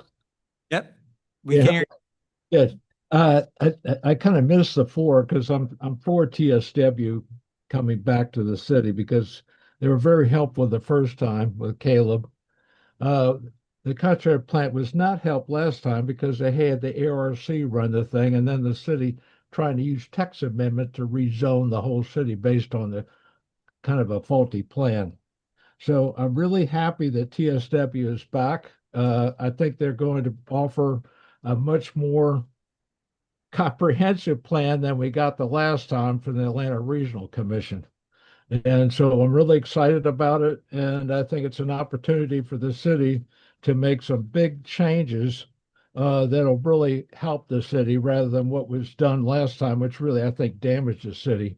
And particularly rezoning of places like Oak Cliff Road were a result of a bad plan last time, and people trying to use that bad plan to do a lot of damage to the city. So I'm really happy about TSW being back. I'm really excited about it. And I think we can move forward. Thank you. All right. Thank you. Anyone else? I'm not seeing any hands raised, so we're going to close the public hearing and see what questions council has. And we'll start with Councilmember Simmons. Thank you, Mayor. Thank you for the presentation. It was great. And I have more of a comment than a question. And it's just the steering committee and this comprehensive plan update is comprehensive of the city and everyone involved. So I believe we're still looking for 2 residents and some other people to join, correct, Mayor? Actually, let's have Austin speak to that. Also, I'm going to turn this so we're actually facing you guys. No, we're almost done finalizing. We actually have all the residents we need for Okay. the plan. We don't want, we try to have a wide breadth of representatives for the city, but we don't want to have too many in one bucket, not in another. So we're actually good on residents. And Councilmember Simmons, I saw you had just texted me somebody that I had actually been trying to get a hold of anyway. So thank you for that one. But no, we're about finalized. I've actually started contacting the people to let them know about this steering. I guess Councilmember Simmons and I both have talked to Pastor Worrell. Yes, he was actually on. Who's interested in participating if he can. Sorry, go ahead, Councilmember. No, it's fine. I mean, that was my comment, and I guess Austin took the wind out of that one. I was just gonna plug, people out there listening, that always have comments and want to talk about stuff in the city to please join, but I guess we're all filled up. So thank you, Austin. And thank you for the presentation. That's all. Are there other positions that are still open for this? The steering committee is the big one in terms of, kind of that like sustained feedback. But I mean, we have the survey, we'll have other public engagement opportunities. TSW, they've actually been kind of making the circuit with presentations about all the different ways to solicit public feedback that aren't just your typical show up and put a dot on a poster board. So, I would say be on the lookout for those, and we're happy to kind of have that out there. And, it'll be in like our newsletter and our social media and stuff like that, anything that's involving the comprehensive plan as well. So. Anything else, Councilmember? No, Mayor, thank you. Councilmember Ray? Yeah, thank you. Guess I'll share or save comments on my goals for this, for all the meetings and stuff. But one question maybe regarding scope of this. I would be curious, let's say I saw you mentioned mobility studies and stuff in that and parks analysis. Obviously, there's a few ways we can go about funding that through grants or other ways to do that. But would it be possible for the comprehensive plan to include kind of a breakdown of those funding mechanisms, even considering if the city starts putting away money now, then in the next decade, they will have a fund that they can pull from that could pay for this sort of park update or this sidewalk update in ways of long-term thinking to fund these changes so that we're not only reliant on grants, or is that entirely out of the scope of this? That actually part of the comprehensive plan requirements includes a community work program. It is a 5-year timeline, even though it is a long range plan. But in that community work program, we are required to identify funding sources and even a general budget for different activities. As for those long range projects, for the ones that are really important to the community, we can include that information for sure. Okay. Excuse me. I would just be interested in if you could look at our budget, our approved budget for next year, and just identify, hey, here's some maybe low-hanging fruit opportunities of stowing away some money that doesn't take a huge percentage portion. It's not going to be like, hey, you do this now, and then in 2027, you can do this project, but it's going to build upon itself over time so that we can start hopefully taking some control over these changes we want to make and not be entirely beholden to grants and outside sources. So that's my comment. Thank you. Thank you. Councilmember Armistead? Thank you. My only question, I know we've already done a fair amount of work in the city, surveying and kicking around plans for the pool and Honeysuckle Park and that kind of thing. Are you all going to be integrating what we've already done into your plans?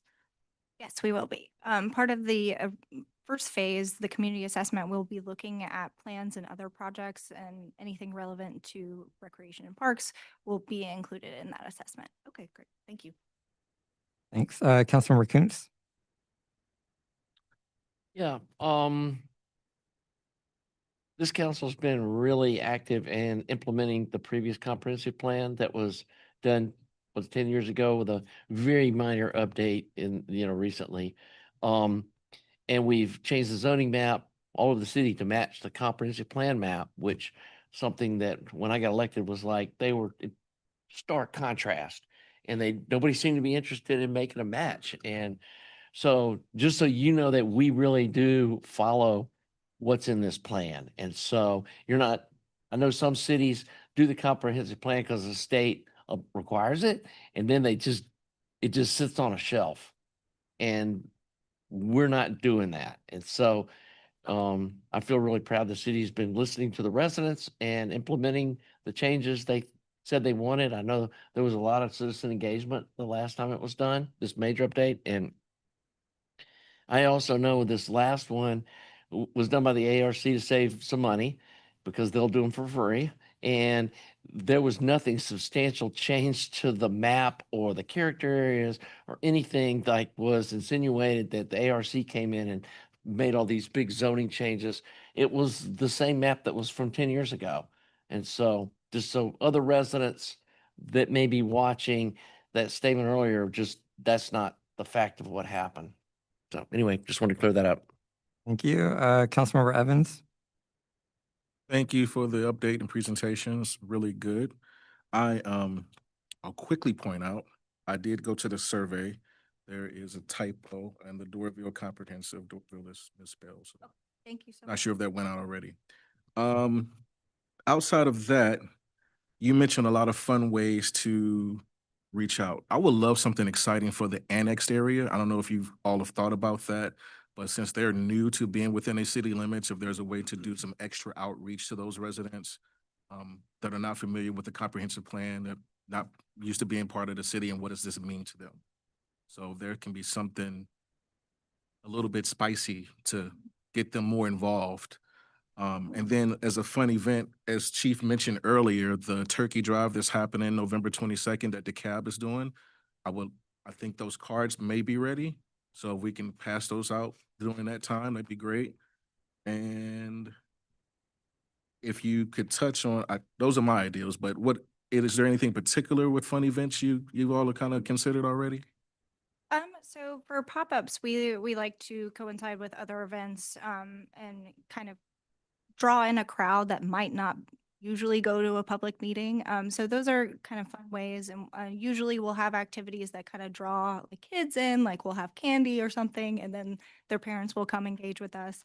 But as far as like bigger events, we really like to have creative, I guess, formats. Like for instance, one time we set up shop in an empty storefront and basically had folks shop their vision for their community. And it was a really fun time. We got a lot of like one-on-one conversations that way, and just a lot of really great visioning. And we were able to kind of, for kind of folks that usually come to public meetings looking for a soapbox, we were able to have one-on-one conversations with them, make sure they felt heard, and then also, made other people feel like they could engage and it wasn't kind of apprehended by those loudspeakers. That's great. My only other question is the restaurants, which we have a ton of small business restaurants. Any particular outreach to them? I don't know, door to door to get their input as well? Yeah. So in addition to the steering committee, we also have a number of stakeholder interviews planned. So definitely outreach to local businesses is something that we typically try to do either in a stakeholder interview one-on-one or in a group. So we'll be scheduling those very soon. Thank you. Thanks. Councilmember Henshaw. Yeah, thank you for the presentation. The map also showed the incorrect area. You probably were working off an old map, but we should make sure the newly incorporated areas is part of that.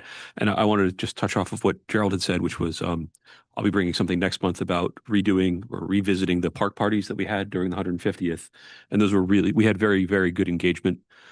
Hundreds and hundreds of people coming out to events that they don't normally come out to. So those would be really good opportunities. And the police department also really enjoys them because they're a great way for them to kind of push community policing. So I'm going to be bringing that forward, and I make sure that you can coordinate with Austin on being at those as we roll those out, because they are very well attended by people who don't normally attend local city stuff. So, but I'm looking forward to the plan. I know how important it was to a couple of the members who are up here and how it can really guide a city. And the cities that are successful in the long term tend to work hard to maintain the vision through the comprehensive plan. So yeah, I'm really looking forward to seeing what you guys do. Thanks. Well, thank you for coming out. We appreciate it. All right. Next up, we've got our attorney, Cecil McClendon.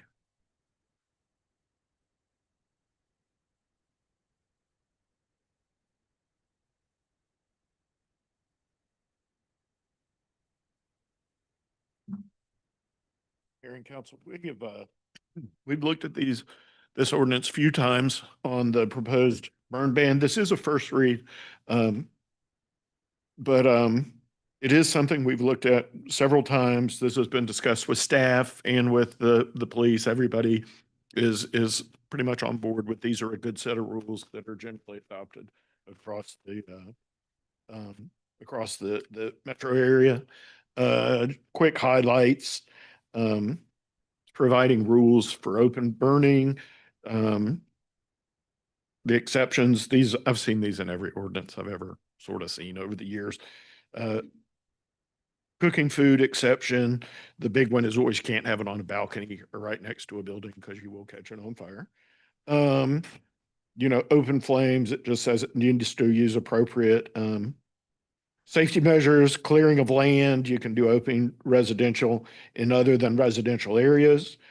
Warming fires are okay as long as they're not a nuisance, basically.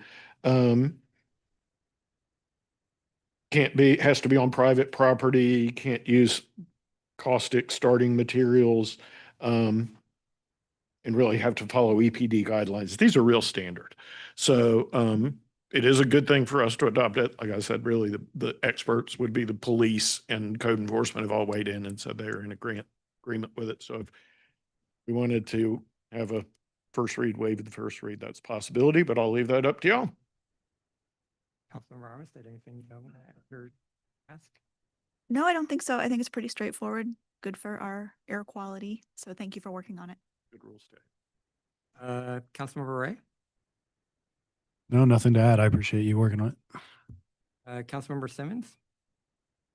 Thank you, Mayor. No, nothing to add. I'm definitely behind it. Thank you. Councilmember Evans? Great update. Just remind me of the leaves. Am I That's saying just that out. Policy? Okay. We're burning and it has to be contained, personally clearing construction right away. I think that outdoor burning of leaves is okay, right? Yep. Maybe, okay. I didn't know if it needed to be specified, but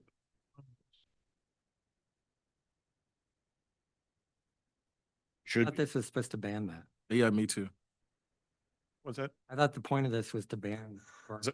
Part of it says untreated wood or lumber shall be the only material or substance allowed in the fire. So I think this covers that. That would be in like a fire barrel or something that's allowed. If you're not allowing it, it's not allowed. I just looked through it. I don't see it says leaves are allowed. It says non-residential open fires. So the answer to that looks like you can't burn your leaves. We have other ways to get rid of leaves. So that is correct. That is not allowed. Can we add just that verbiage in here? Is that too much of an ask? That's a policy question. Well, my guess is it probably was intended to be included, like specifically calling out no leaf burning in some capacity. So I don't know if that could be done if we do make a motion to waive first read, if that could be done in the motion, or if we need to have you take it back and modify it. It's not. If you want to waive first read and make a motion to expressly state that open burning of leaves is not allowed, we will get that in as a separate line item. Okay. Thank you. All right, Councilmember Henshaw. No questions. All right, well, anyone want to make a motion to waive first read? I move that we, Oh, sorry, I thought I had gotten you. Sorry about that. Councilmember Kuntz? No, I agree with Councilmember Evans about, I think it should specifically say, because that's probably the thing people are going to try to burn the most is leaves. And somebody might say, well, it doesn't say in here I can't burn leaves. It's like, if it says in there, well, you can't burn leaves, then they can't argue that. Yep, it just, I think it's perfect. We should put it expressly in there. It's clear, it's a better thing. Good to have. To waive first read? You want to say that? You want to make a motion to waive? I make a motion to waive first read. You have a second? Second. Discussion, all in favor? Aye. Like to make a motion? I make a motion that we approve to adopt an ordinance to amend Chapter 7 Fire Protection and Preventive Open Burning with the addition of no open burning of leaves to the ordinance. Do we have a second? I'll second. Any discussion? All in favor? Aye. All right, motion passes. Thank you. All right, so we have a bunch of discussion items tonight. We've gotten through one of them, but first up, hopefully we can get through this one fairly quickly. We had a conversation earlier this year about some resolutions I was suggesting about particular legislation that was being considered in the legislature for the next year. A lot of you said, let's put it together with our broader legislative package. So this is the time that we need to get our legislative concerns to Senator Harrell and Representative Tran. Before we go into anything else, I think the only thing that really is a question that we would need a charter change for is if we decide to change elections to be a plurality. So say someone gets 47% of the vote and someone gets the next highest is like 30 something. Well, in that case, or if it's even higher, but if someone got 47, potentially that would go through. I think we decided at the last year, we considered this one, then we pulled it back because there was questions about what other cities do and stuff. I will say our lobbyist, Tom Gell, has done a little bit of research. He had said there are other cities that do have this plurality clause in their charters.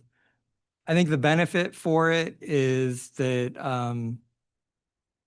you don't have the runoff. I mean, the downside is, sometimes the person who wins the runoff might be different than the person who'd get the plurality. I'm kind of torn on this one, but we had discussed it before, wanted to bring it back as potential idea. The other thing that I would say is, apart from that, if we didn't do that, maybe we could do a resolution just supporting instant runoff voting. So that's where you kind of rank choice voting, where you rank the candidates in the order, and then it gets calculated out like who got the most based off of where you fell in the rankings for everybody. I think that's a fairer way to do it, to be honest, but currently not allowed in Georgia. The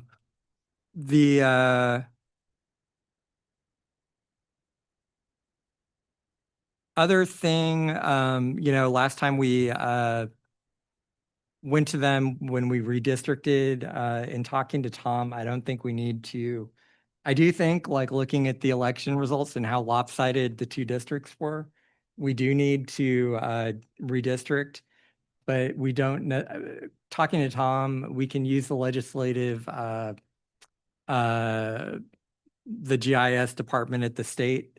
However, we don't have to go to the state legislators for that process to change it, because the last time we changed our form of government because we changed how people were elected, I would assume this time we would just readjust the boundaries based off of population and get some options and then hopefully vote them. And I don't think that we would have to go to the legislature. So I don't think, I'm bringing that up because we did do it last time. I don't think have to do it this time. And apart from that, I don't think there's anything that we're not asking for any annexation ballot measures or anything like that. So I don't think there's anything Doraville in particular is asking for that requires special legislation, but you all can tell us, and so any of these ideas would like to hear you're in favor or not in favor of, and even just resolutions to state how we feel. Again, the other thing I'll say is, sending a resolution to our state legislators is a pretty basic thing that city governments do all over the place. And I don't think we should be terrified into not doing it because we think something might be politically unpopular with a specific group of people in the federal government, or even people in the state government. But it's ultimately your decision. So, Councilmember Simmons. Thanks, Mayor. Yeah, if we redistrict, can we like skip my seat having to run again if we do it in the next 4 years? By any chance? It would not change any of the seats. No, I was just teasing. So, about the plurality, I'm fine, or without the runoffs, I'm fine with plurality if there's a minimal amount of people, if it's like 3, but if it gets to 4, 5, 6 or something like that, I don't know, maybe I think a runoff might be better if you have that many with plurality. Yeah, I mean, you could also set it so that it's like a plurality over, Oh, okay, a certain percentage, yeah. got to be 40% or over, or 45% or over. No, I like that because that's my only concern on plurality if you have a bunch of contestants or people running. So, but no, I like that idea with setting a minimum percentage of plurality. So I'm fine with that. I think that's it, right? Those were the 2 or 3 things. What do you think about the resolutions? Resolutions for which ones? I mean, I've seen a bunch. All right. Did I miss that? Hang on. In the packet, I've got HB 889, which is the bill that would require federal agents operating in Georgia to identify themselves when performing official duties. HB 470, prohibiting immigration enforcement activities at churches, healthcare facilities, and schools. That would be in favor of those 2. And then HB 18, which kind of a resolution just saying that we oppose it. This would introduce residency rate restrictions, limiting access to educational programs for children. And then SB 21 would remove sovereign and governmental immunity for local governments. No, that's fine. Yeah, I'm in favor. That's fine. And I think the other one was, would you be interested in doing one on instant runoff voting?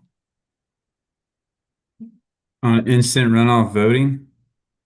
Ranked choice voting. I thought you said that wasn't allowed, though. It's not allowed, but they could change it. The state Oh, can okay. resolution to the state, so we're asking them to do it. Yeah, I'm fine with that. I'm in favor of that.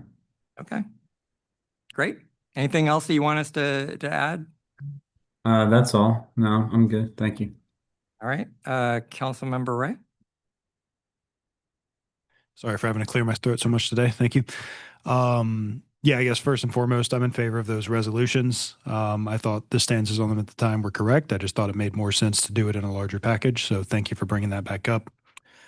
As far as plurality goes, I think it'd be a bit hypocritical for me to be in favor of that, given how I won this seat. I also think there's a risk of, if you have 3 to 4 candidates running and 2 of them have a lot of the similar ideas, but just hit a different pocket of the city, then ultimately those ideas might be nearly identical and actually represent 54% of the vote, but they went split between the candidates. So I think there's value in that runoff. I would, however, be in favor of ranked choice voting. I think that solves that problem immediately. And so making a resolution around that. The only other one that I wanted to bring up, and I don't know, I might put my foot in my mouth here, it might just be impossible, but all city elections, all council elections really fall in kind of off years. And this pretty severely limits participation to sort of a certain subsect of people and a certain demographics. I would be in favor of a resolution that puts the city municipal elections in the same years as midterms and presidential to, I think, encourage better engagement with the other voters of the city. I'm open to hearing possible cons of that idea that I haven't heard, but I think that would, take the participation of people involved in city politics and paying attention to what the local politicians are doing, which affect their lives more often than not, much more than national politicians do, and help encourage some participation in that. So it might just be that that's just not possible for different reasons if it's in the state constitution or something like that. But I would be interested in pursuing something along those lines to try to encourage more voter turnout for these what I think are very important city seats. Councilmember Armistead?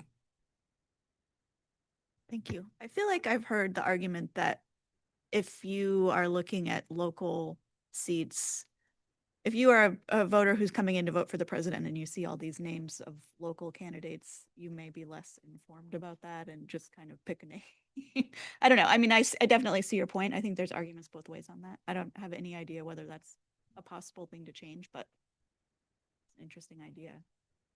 I guess his question is, should we send a resolution to the state asking them to look at it, consider it, or whatever? And if I could, let's retract it as a resolution to the state. I think maybe it's a larger conversation to have first because there's more things to have, but I just wanted to get the idea out there.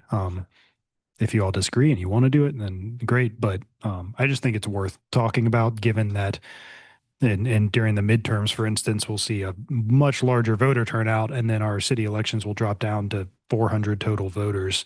And I've talked to a lot of people who do care about what's going on in the city. They just, for whatever reason, through advertising and stuff like that, it just doesn't register that those elections are happening for some people. So not necessarily that it has to be a resolution, but I just wanted to get that going. So sorry.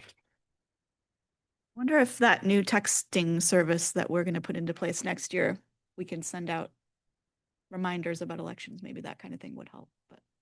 But yeah, I agree. It's an issue. I definitely support the resolution for ranked choice voting. I think that would be great. And I do agree with the other pros and support and oppose that you had on your list. So thank you for putting that together. Thank you. Councilmember Henshaw? Yeah, thank you. Start with the bills. Yeah, all of those are great. Whether to support or oppose, perfectly happy to sign all those papers. For the voting, I do know that Stone Mountain does, not ranked choice, but the other one, because they just had their elections, same with ours, and they had multiple people win with less than 50%. So that's a neighboring city. Whether that's a good thing or not, I don't know. But it's there. I definitely agree that ranked choice is the better way of doing it. So I'm more than happy to ask. I guess the question too, we have to really want to change, that involves like our legislators. Oh, it's a lot. Doing this special legislation and stuff, and Doesn't have to be done this year, but it's something to work towards, I think. And I did want to touch on, because I did a little digging into this earlier this year. Well, what we would have to do if we were to try to change our election years is we'd actually have to cut our terms short, rerun for our seats, and then for a year or a 2-year or whatever that time frame is, and do it. And the reason I know this is because in Miami, the city council members or the city commissioners of Miami voted to just extend their terms by a year to better align with national voting. But they did it without the permission of the state legislature. And not only that, but certain people were at their term limits and they extended their terms by a year. And the governor was threatening to, I mean, it was a nightmare. So they did it completely wrong. It is possible, but there's just a lot of hoops to go through to do it. So I obviously want to do a lot more research about whether it's worth doing. We did have 28 and 30% turnout for a local election, which is really quite good. This time around. So that was good. I was because you're right. A few years ago, only 400 people voted within the District 2. And this year, we had 1,000 people vote in District 2. So that was great. So, I mean, we are getting better engagement. So, but that doesn't mean we couldn't get better engagement in the other way. So I'm worth exploring, but I don't think it's worth pulling the trigger on it without knowing, making Warren run for his seat yet again, out of cycle. Were there any other? I think you covered all of it. Okay, that's it. Thanks. All right, Councilmember Evans. Thank you, Mayor. I'm in favor of moving forward with the deferred items for legislation on the House bills and state bills.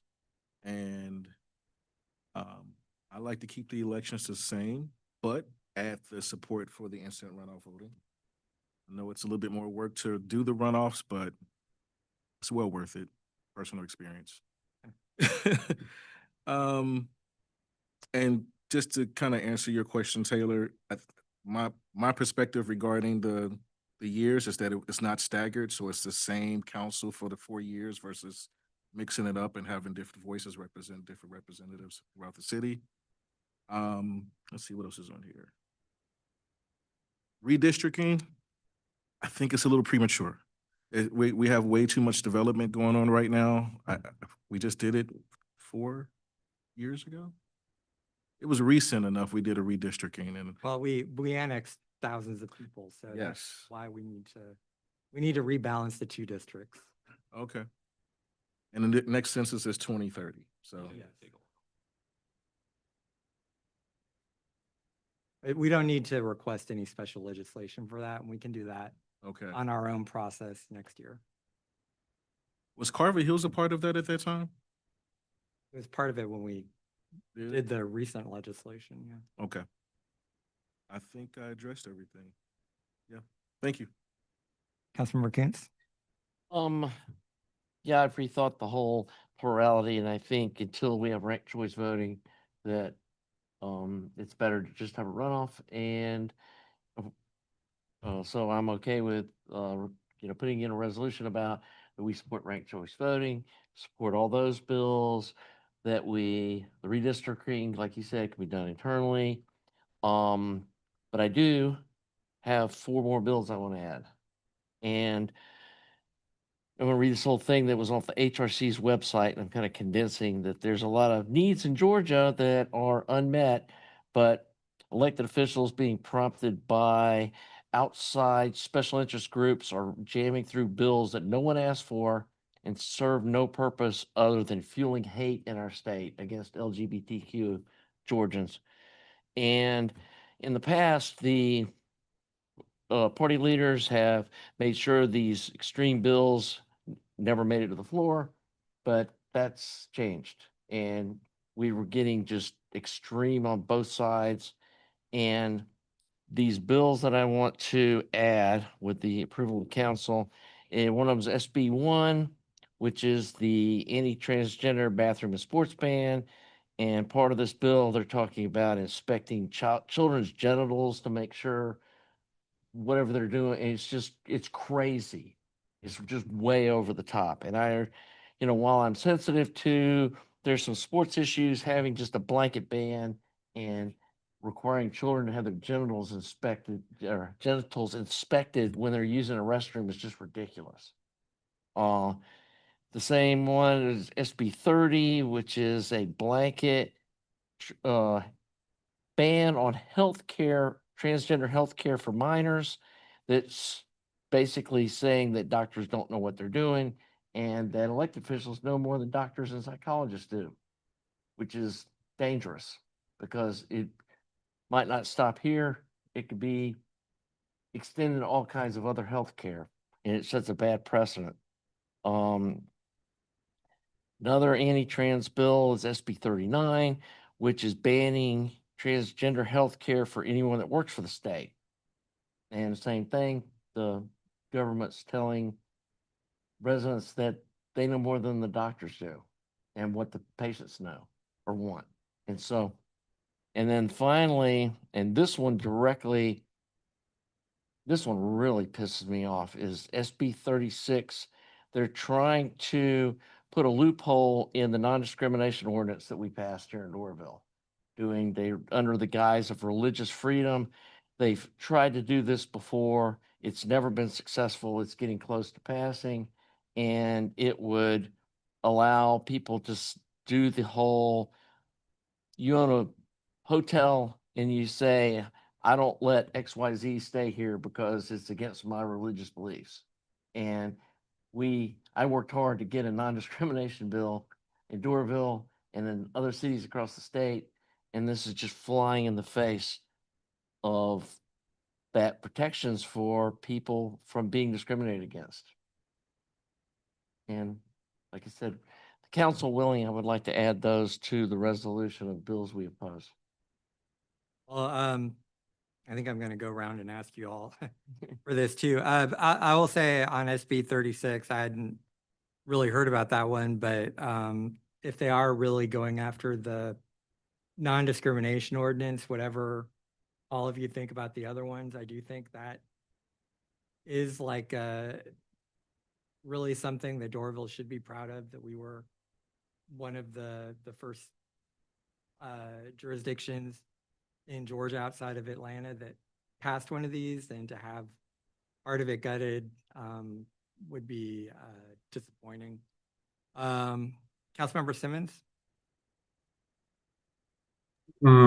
So I guess let me mention about what Councilmember Ray said with the voting on the election cycle. I'm not in favor of that, just because I feel like there's going to be a lot of blind voting on that, and people are just going to vote for who knows. I sort of like how it is, and then as Councilmember Kuntz said, yeah, I'm fine with adding those resolutions in there. Great. Councilmember Ray? Yes, I'm good with adding those, and thank you for bringing them up. Thank you. Councilmember Armistead? Yes, same. Thank you. Councilmember Henshaw? I would only ask that, can we just get an email about that, so we can have them itemized and just give a checkbox? I'll send you a link. Yeah, I'm very much in favor of them. I just want to make sure that I get to read all the verbiage. But yeah, I'm gonna read it for the meeting clearance it's right here. oh yeah, well, I can do that too, but yeah. Yeah, but do you email like the list of them? Yeah. I trust you. Well, we're like, this is a work session, so we're gonna bring like actual resolutions for you guys to approve next week, and I'm hoping that we've discussed it here so we can do it on consent, but if there's anything that there isn't consent on, we'll pull it off. Please don't think this is against you. I'm not at all. I just want to make sure that we dot all our i's and cross all our t's. So. Councilmember Evans? Yeah, similar. I didn't catch the last house, the state bill you said. Was it 36? 36. It's 1, 30. It's 1, 30, 36, and 39. Yeah, I'd just like a chance to read it as well, but yeah, I don't mind adding as long as we get a chance to read it. So. Okay. All right. Well, we'll work with Cecil to put together those resolutions so that we can have them ready for our state reps when we meet with them next week, or actually in 2 weeks. All right. I guess I have the next item too. Lucky me. So actually this is going to be Cecil. We just have some people rolling off the DDA or who've come off of it. I think that it has very specific requirements about who can actually participate. I think council needs to make some decisions about who they want to appoint, but we haven't actually had any discussions about this for some time. So I thought it'd be great if Cecil could give us a rundown of who's on the DDA, et cetera. Yep. And Mayor and Council, in your packet, we have on the memo, Exhibit A is just a list of the current members of the DDA. And I'll jump to that just real quickly, running down the state legislation on this. It does create a very, a relatively specific outline of who can be on the DDA, more so than most authorities or anything. This one sort of has more specific rules.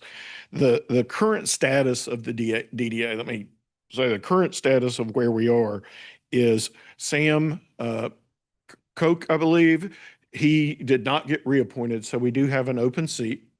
And I think when Councilmember Kuntz is stepping down, that seat is the current seat held by a council member. With that, we'll have 2 openings on the DDA, and the council person can fill that if you choose to. And then under either of those seats, either 2 tax-paying residents could fill those seats, or 2 business owners that live in the county could fill those seats. So that's sort of the matrix of what could be So allowed. currently, do we know, like, all the current business owners, are they all county residents as well? We have one there's only 1 seat allowed for someone who is a business owner in the district, but outside the county. And Sergio Monsalvo occupies that seat. So any other business owners have to actually reside in DeKalb County because the state law only allows 1. And then how many residents are we allowed to have? I think you can have 4 residents on it. So there are 2, both of those seats could be filled by residents, because I think only Doug Edwards right now is filling a resident seat, if I'm correct. So you could go either direction on that. And then you're allowed to appoint a council member 1 council person on there, and, who would by default be a taxpayer resident. But if you wanted them to fill that, if they were a business owner, they could take that seat just for the purposes of moving it around. I don't think we have that. No, you don't. Okay, well, we are going to have to make a decision on that. Probably, I think it will be in January, because Councilmember Kuntz is serving as a council representative until this year. I think you guys have a meeting planned in December.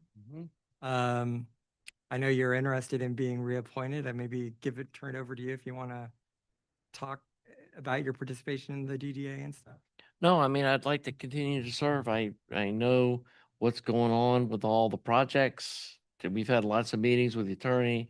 I've had quite a bit of training about city government, and have taken all the DDA classes, so she wouldn't have to pay to retrain me.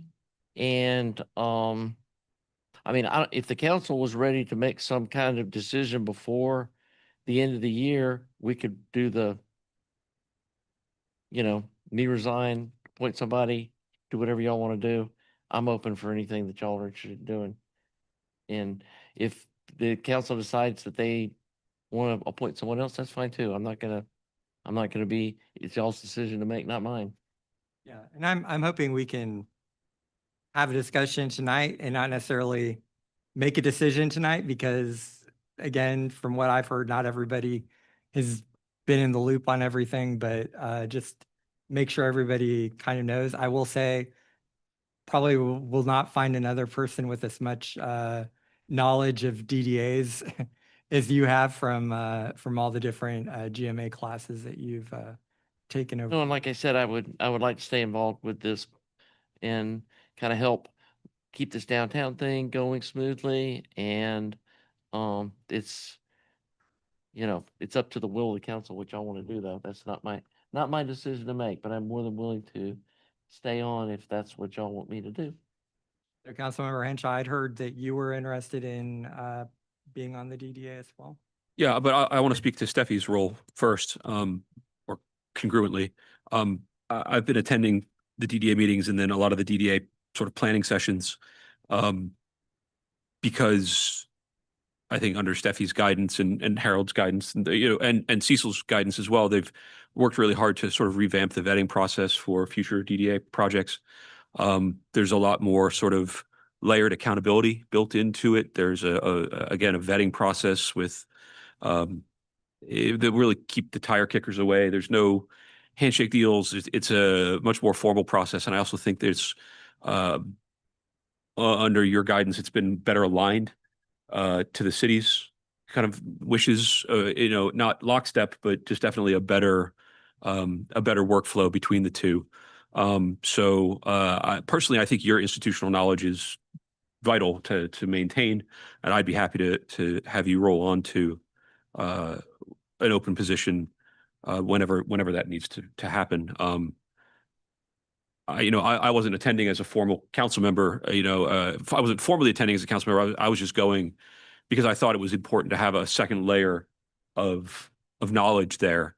So yeah, I'd like to continue doing that as the DDA appointee. But either way, I think there should be another council member that's also there doing the same thing that I was doing, because it's just one more set of eyes and set of ears to listen to what's going on there. It's one more point of contact. So it's not just one point of contact. And I think that the sort of the rhythm and the pacing that the DDA has been going through with the planning sessions and the actual formal sessions has been very helpful. And it's more work for the DDA members that are on there, but it's as the city, especially as the city embarks on the downtown redevelopment, the DDA is going to play a much greater role. So I think that's just a vital thing to keep going. I'm currently on the URA, which I'd have to step off of. So,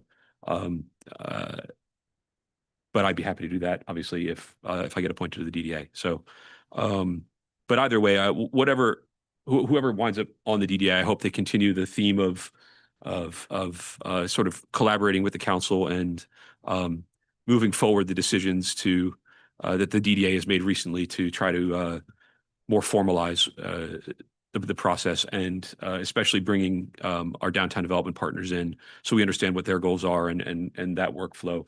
Those discussions have been really vital. So, and I think they're going to be even more so once it comes time to either lease or sell or whatever those plots are there. So that's it. I want to add one more thing too. One of the things when I came on the DDA, and I heard this from several of the members, was they felt like they didn't understand the process of what their authority was. And they were under the mistaken belief that the council was supposed to tell them what to do, and that they were just rubber stamping what was brought to them. And several of them were just going to resign because it's like, I don't know why I'm here.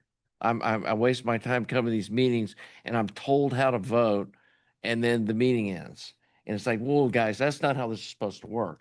And if you watch the recent DDA meeting, Sergio brought up a great point, and there was a lot of great discussion. And honestly, it felt like I was on a body like with you guys, with that everybody was equals and everybody's voice was heard, and some things I didn't even think of got brought up by some of the members. And I hope whatever happens that it continues like that. And we've had some good meetings with Ben and some planning strategy kind of meetings, trying to understand what was going on, because a lot of this is really confusing. And I feel like the DDA is a very different body than it was a couple of years ago. And again, I hope it continues that. Thank you. Councilmember Evans, I know you are also interested in serving on the DDA. I want to give you a chance to maybe just talk about that. Yeah, sure. Thanks, Mayor. And I know the DDA is open to the public, so all of council could actually just watch and not participate, but they're open meetings. Can I ask Cecil about that? Because I was thinking that when Councilmember Henshaw when I first was appointed to a position as a planning commissioner, and then when I became a city council member, I was told, don't show up to other bodies' meetings because you're representing this lane and you shouldn't be looking like should council members be showing up to these meetings? I think this was a little bit different. You are correct, because the issue becomes with the planning commission, especially, is the planning commission votes on things and hears it. And what in the past you've had is somebody might hear it at the planning commission and then come and sort of put the case out again at the council level, which is difficult. And sort of the meeting speaks for itself. It doesn't need a reinterpretation at the city council level, is where that all came from. I think we were talking more that on some of the administrative meetings, not necessarily the public meetings, that we had other people come and sit in on it as well, which is okay. Those are not a quorum, and it's just a discussion about sort of current issues, et cetera. So that is a role that's okay to play. It's almost like having sort of someone monitoring it, but doesn't have a vote to stay current with the issue. So it's not the same as I had one bite at the apple here, and then I'm going to come over here and tell you again what was obviously part of the record there, which is different. And that is problematic. This more of if somebody wants to come in as, and I mean, y'all can decide if y'all want to have this in the future, but if there was a meeting with, say, staff with DDA members and another person wanted to come in, as long as there were a quorum, there's nothing wrong with that. And there's no voting on it, et cetera. So it's not the same as on the planning commission issue. No, that's fine. Thank you for the clarity. I'm also on the URA as well as the chair, but I'd be, if it's necessary to resign, I'd be interested in doing that. I don't know if you can serve on both. So that's fine with me. But I'm committed to the transparency and the integrity and strategic partnerships. And having completed almost 100 hours with GMA, I've taken the required 2 classes you need to take to actually be on a DDA.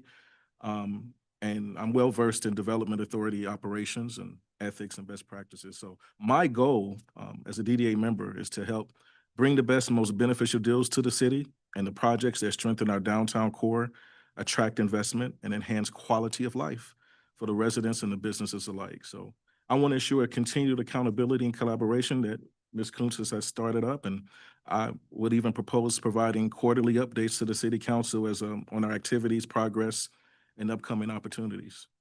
I think this level of transparency is necessary, and I'd be willing to do that. All right, thank you. Councilman Ray, I haven't talked to you about DDAs at all, so I don't know if you're interested or not, but. It's something I'm interested in. It's something I want to get more training and experience in before pursuing. I think I'd rather kind of watch along, and if one does resign from the URA, maybe get involved in that and build up my experience first. So I guess starting speaking to Steffi, her goal there, I think I'm in favor of that. I'm curious, have there been application processes in the past for residents who would be interested in something like this? It's up to you. Okay. How you wanted to do it. If in a situation, if you can absolutely have an open call for resumes, the DDA also requires some pretty specific knowledge. So if you ended up with someone who you thought this is the person that needs to be there, it's not a requirement. Okay. But it's certainly an option if that's how y'all chose to move forward.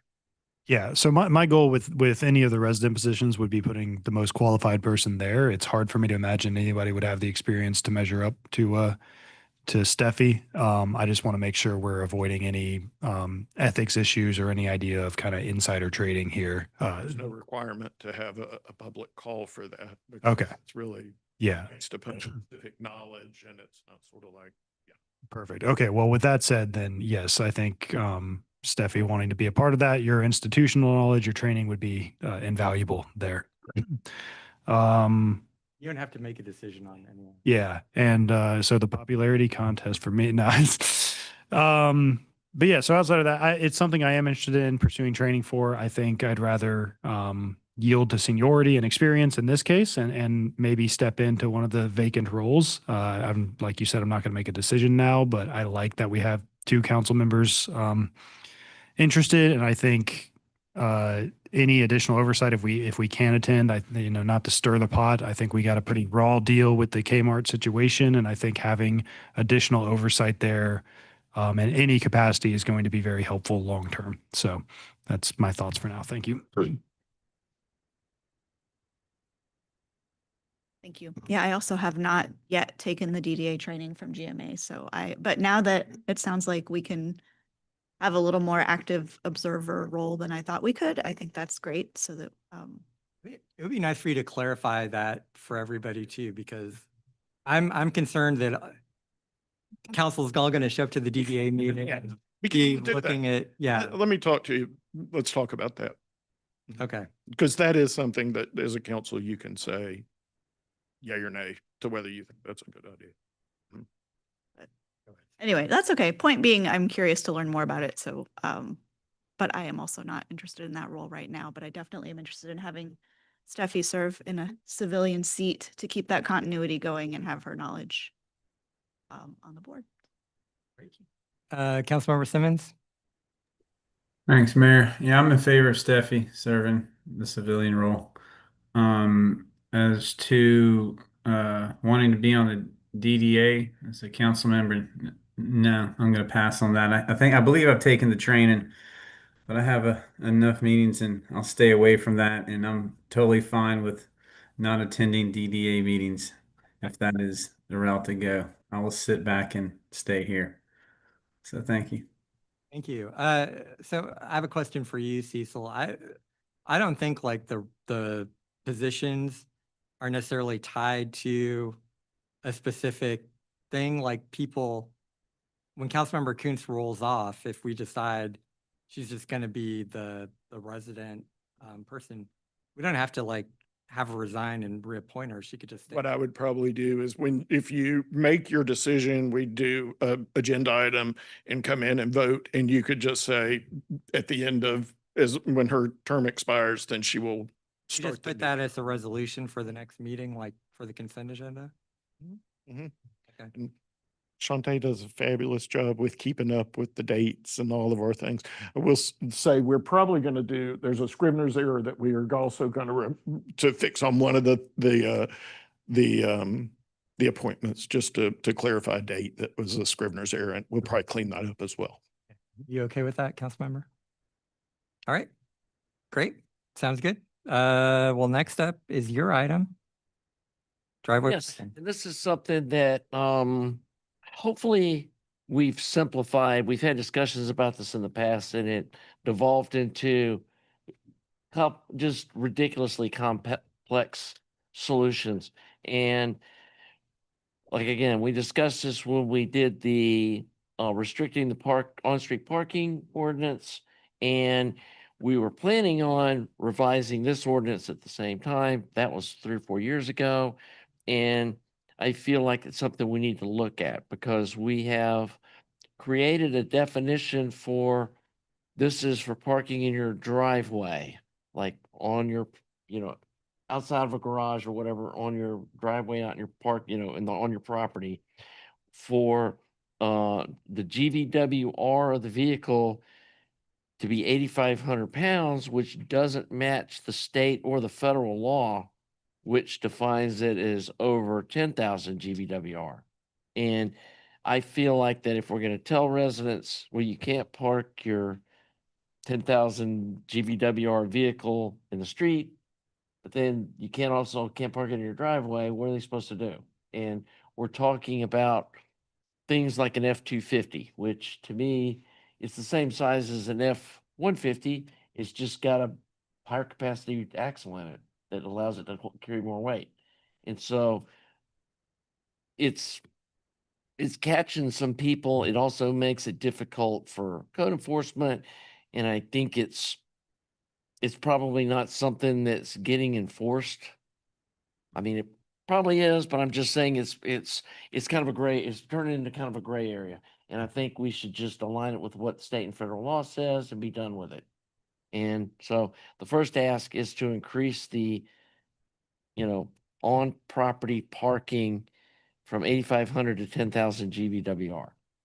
And then the second one was a lot of discussions with our previous city manager and talking with the code enforcement folks about, oh, good, you're here. You want to come up?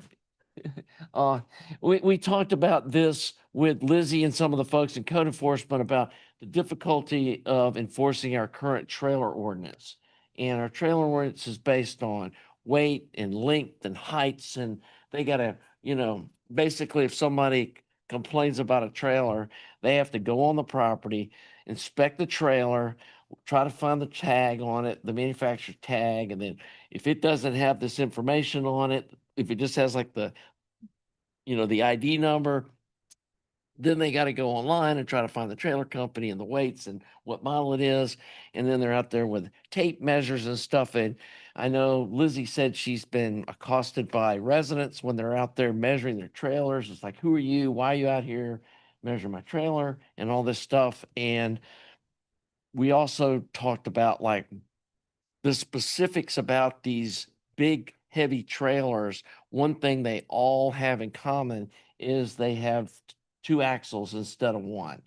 And so if we create or change all the trailer language, just simply only single axle trailers are allowed, then just driving down the street, they can see if the trailer got one tire on this side or has it got two tires on the same side. If it's got two tires on the same side, it can't be in your driveway. And asking, I think, Mayor, when I talked to you about this, you were concerned that it might catch vehicles that are currently, or trailers that are currently allowed, that this would make them illegal. She said that that's not going to be happening, that it would probably be, she estimated to me that it would probably be 10 or 15 trailers at the most across the whole city that are currently allowed that wouldn't be allowed under this new ordinance. But it will make illegal a lot of these dump trailers and construction trash trailers and stuff that are kind of barely skating under what the current ordinance is that we get the most complaints about. And for me, it's mostly about making it easier for not only code enforcement, but the residents to understand what's allowed and what's not. Because the residents can easily see, they easily know too, how many tires are on my trailer? You know, has it got 2 or has it got 4? Has it got 6? And, you know, if it's made known that only single axle trailers are allowed, and it may change the size of trailers that people buy, that they might buy more compact, smaller trailers that fit more on a residential scale and would still serve the purpose that they want. I mean, they may be trailer shopping and say, oh, I might as well go buy this big one, you know, and if they know that they can't keep it on their property, they may say, no, let's keep it smaller, more in the scale that you would want to see in a neighborhood.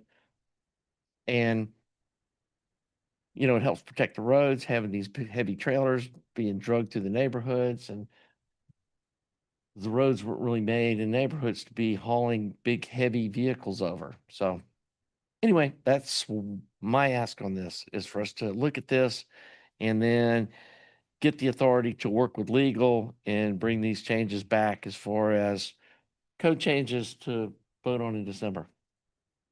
All right. Councilmember Simmons, do you have anything? No, I'm fine with this, with the raising from 8,500 to 10,000 to fall in line with state ordinance. I'm fine with that. And then I'm fine with the trailer, even though there are some people that might have a double axle carrying golf carts around and not Bobcats. But I'm in favor of it though. All right. Okay, yeah, if you want. So the ordinance actually limits 8,000 pounds. It's not 8,500. So it's actually more restrictive than 8,500. Okay, good. All right. Councilmember Evans? If it matters, state and federal says 10,001 pounds or more. It says over 10,000, which would be 10,001. Okay. Okay, but or 10,000, whatever the state. 10,000.00. Yeah. Whatever the state federal law is, I want to align us to that. Okay. So I actually have the state one in front of me and it does say 10,001. Okay. So if it lines with that, I'm good with it. Thanks. And on the axle thing, you're okay? Oh yeah, one axle. All right. Councilmember Ray? Good with both. Councilmember Armistead? Yes, I agree. All right. Councilmember Renshaw? Yeah, I'm good with both. And I just want to make a point that like electric vehicles are massively heavy, and even the new electric Hummer weighs its GVW is actually over 10,000 pounds. So I don't know what that means for state law or even local ordinance. I don't know that anyone drives one in Doraville, but vehicles are getting heavier. So yeah, this makes sense to do. So thank you. Okay, thank y'all. Thanks. All right, Councilmember Evans, we've got a couple of items from you. First is Entertainment District. Thank you. Oh, thanks for coming. Thanks. Thank you. So the first one is the Entertainment District for downtown Doraville, which we've talked about before. It's replacing the nightclub district and all the ordinances that businesses will have to do to comply with that. So this is a way to streamline that, make it easier for businesses to qualify for lounges, clubs, restaurants. As the package states, making this an open container district and really activating our downtown for residents to hang out, lounge around, and enjoy it with longer hours, but also have a dedicated space that our police force doesn't have to track people down in all these different districts. The entertainment district is in one area. So bringing this back to council to really start the conversation on what those parameters look like, from pinpoint meets and bounds in the area. And also keeping an open mind that, yes, we're 2 years out from maybe our building being built, but there are businesses opening entertainment spaces in our surrounding area, maybe not within our 13 acres that we own, but within the surrounding downtown area. So this is something I would like to not delay, because we may be able to attract a business that will be a complementary asset to the city. I would say that Roaring Social that's actually in Alpharetta just opened a second location in Decatur, and it's doing extremely successful. That was something I was hoping we could get here in Dorville. But something like that, maybe looking for additional space for entertainment purposes. And I don't want to miss those opportunities, even if it's before the People's Building is built.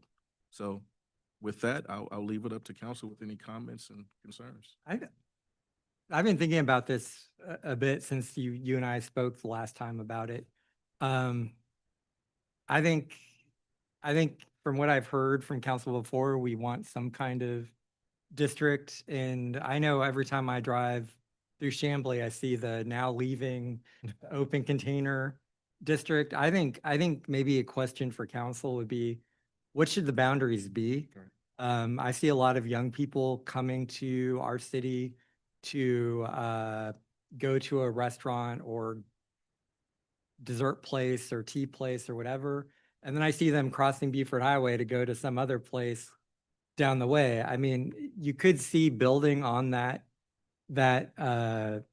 thing. So I think that's something that should be looked at, but obviously there are concerns too. So my suggestions would be, try to identify what should the boundaries be and bring that, put that together. And then also, I would say for myself, making a decision, I would want to see what other cities have, what does Chamblee's look like? Like, what does their legislation look like? What do some of the other, what is Alpharetta or whatever other cities, what do they have? So, those are the things that, and I want council to weigh in, but those are the things that I would be wanting you to go back with staff and research and then bring back, as a suggestion. Councilmember Armstead? Yes, I agree. It's definitely something I think we should do. And this is separate from assembly, right? I know we've talked about this a million times. Okay. So yeah, I would love to talk about I don't know, it's tricky with Beaufort Highway right down the middle. But definitely something to explore. I think I support that. Wait, just to clarify, keeping it on the one side of Beaufort Highway? No, not necessarily. I just think that's something we should think about. You see drunk people Ex- like stumbling into the road. Exactly. That's what I was in. Worry about that too. But I also think it is like a district people are coming to already. So it's Councilmember Ray? Yeah, I think this is great to start working on now. I think if we get it in place sooner than when we're done building all of our stuff, it could still incentivize and encourage other businesses to go ahead and start building here. So I like that. I agree trying to define the boundaries. One example, or maybe pros and cons I'd like to see, and I'm not necessarily suggesting this, but cities like Savannah have done it at a much larger scale. And have they experienced any serious drawbacks from that? I mean, as I understand it, open container doesn't mean a right to just be publicly drunk all over the place. So we've got a lot of different plazas of great restaurants that, if we made it open container at a kind of larger scale, it might encourage those restaurants to apply for a liquor license or alcohol license, I should say. And now people can, grab a drink at one place and walk across the plaza and try a new restaurant they hadn't tried and bounce around. So going maybe to a larger scale with it and seeing if there are potential drawbacks with that or not. Because it's not like we're giving people a right to just get, smashed in public and cause all the problems that would cause. So. Councilmember Simmons? Thank you, Mayor. Yeah, I agree with the mayor's comments about defining the boundary. And I think they're going to be more. Well, first of all, I'm in favor of the entertainment district, and I really think that we need it there. And the open container, I'm fine with. I think most people are reasonable and understand. You're going to have your one-offs, your outliers sometimes that might get drunk, but that'll be taken care of. So I'm not really worried about that. And my just main concern would just be safety with Buford Highway. I'm in other cities like Charleston, Savannah, they do it larger scale, but the traffic's a lot slower around those areas. But I think that's just something that we have to deal with here. Being in Atlanta and Doraville is dealing with Buford Highway. If we put up rails, I think they're gonna get destroyed. We'll constantly fix it. But yeah, defining that boundary, I think is the key point, but I definitely am in favor of having an entertainment district here near our downtown. Because I think we talked about this when we were talking about the plan for downtown. I remember having this conversation down there, and I was bringing up something with the safety of Buford Highway. So thank you for bringing this to the table. Thanks. Councilmember Kuntz? No, I like the idea of go ahead and defining the boundaries of this entertainment district. And I know part of this entertainment district concept was this is where we would allow potentially like just bars that weren't tied to food sales, like restaurants and alcohol tied together where you could have the speakeasy kind of bar thing and or a dance club and that or whatever you want to call that kind of thing. But I do think that boundary for police enforcement or whatever needs to be fairly contained to maybe the downtown area so that we don't have bars and stuff all up and down Beaufort Highway. But I mean, does the open container district have to be the same boundary as the entertainment district? Did you have a larger open container district, but the entertainment district where bars and certain types of alcohol serving establishments that are more heavy use, you might say, that they were more contained into a smaller district, but then we allow open containers to out to maybe where some of the restaurants and stuff are. And again, Beaufort Highway, River Street and Beaufort Highway are two very different things. That's my concern of having a really big or crossing Beaufort Highway with the open container thing is just the safety. Pedestrian, we already have a bunch of people getting hit on Beaufort Highway. We've seen the studies on that. And I don't think introducing alcohol, drunk pedestrians in Beaufort Highway is going to make them safer. So that's something to think of too, that maybe extending it into some areas that currently aren't developed, like along New Peachtree or something, towards the Chamblee border in that direction where we have those older kind of O&I things and almost warehouse looking buildings that somebody might be willing to develop those into something different and new if there was an open container district that extended down that way versus going like down to Beaufort Highway and down that way. Just might be my thought. But no, I like the idea. Let's define it a little more what, it's going to be a council decision on what the boundary is. Councilmember Henshaw? Yeah.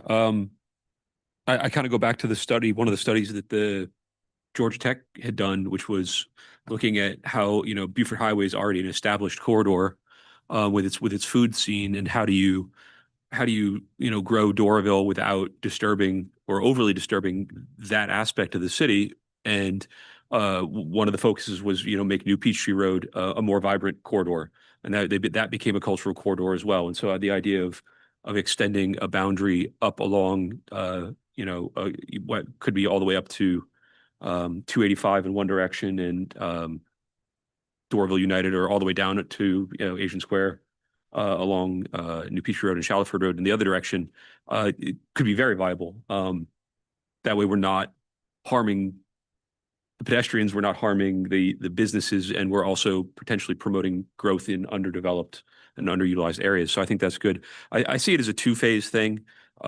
Phase one is really for our downtown, for like the open container district and the entertainment district, is a marketing tool. We need to involve our private partners and David Abez, with their knowledge and skill set about what that potentially needs to be. Not that we need to let them make the decisions, but it would be good to get their input. They're experts in this. And then it becomes a marketing tool. We've got, an entertainment district. We're looking to get the Painted Pin or the Roaring Social or one of these kind of bigger establishments. Having those boundaries helps defined. The phase two would be, maybe that's the open container district and implementing and what measures we use to implement that. But I agree that Buford Highway is not yet ready for bar crawls yet. Maybe one day we'll get there, but I don't think we're there yet. But I do think, and I hesitate to use the word nightclubs because it's a very different thing.